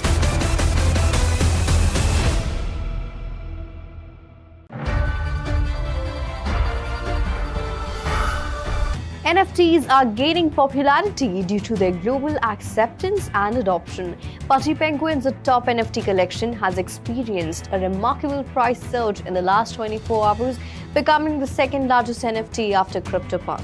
Well, it has surpassed leading NFTs like BAYC and Mutant Ape Yacht Club. CoinGecko reports that Putty Penguins has risen 7.7% in the last 24 hours, trading at a floor price of 14.59 ETH worth $51,955. CryptoPunk, the largest NFT by market cap, is currently trading at a floor price of 45 ETH worth $162,140 with a market cap of $459,624 ETH. BAYC is currently valued at a floor price of 12.31 ETH worth $43,825 with the market cap of $123,045 ETH of $4 million. MAYC's floor price is 2.11 ETH worth $7,524 with a market cap of $41,182 ETH or $1 million. Runstone, a Bitcoin-based NFT collection, has also seen a significant increase, surpassing Node Monks with a 14.8% increase in the last 24 hours. The Office of Foreign Assets Control has intensified its enforcement against individuals and entities operating in Russia's financial services and technology sectors, particularly those involved in virtual assets. OFAC claims these individuals facilitate transactions or provide services to help other designated entities circumvent US sanctions. The Treasury has declared sanctions against 13 entities and 2 individuals involved in these sectors, as well as 5 for their association with previously designated individuals. The Treasury's list includes fintech firms in Moscow, such as bCrypto, MasterChain, Atomaze, Web3 Technology, and Web3 Integrator, and Token Trust, which holds a majority stake in Atomaze. OFAC has also highlighted the involvement of Netex24 and Bitpapa in transactions with banks, crypto exchanges, and darknet markets sanctioned by OFAC using cryptocurrencies. The amount sent to sanctioned entities and darknet markets has steadily increased since the onset of Russia's conflict in Ukraine. The Ethereum network has reached a milestone of 1 million validators, with 32 million Ethereum staked. valued at approximately $114 billion. About 30% of Ethereum is staked using the Ethereum staking pool Lido, a liquid staking platform for proof-of-stake cryptocurrencies. Validators monitor the network against malicious activities and ensure the security of blockchain network. To join this process, users must deposit 32 Ethereum and receive a small portion of Ethereum as a reward. However, some community members believe that too many validators could pose a problem. Venture investor Ivan Van Ness, Gabriel Weed, and Peter Kim, engineering manager at Coinbase Wallet, have all expressed concerns about the number of validators.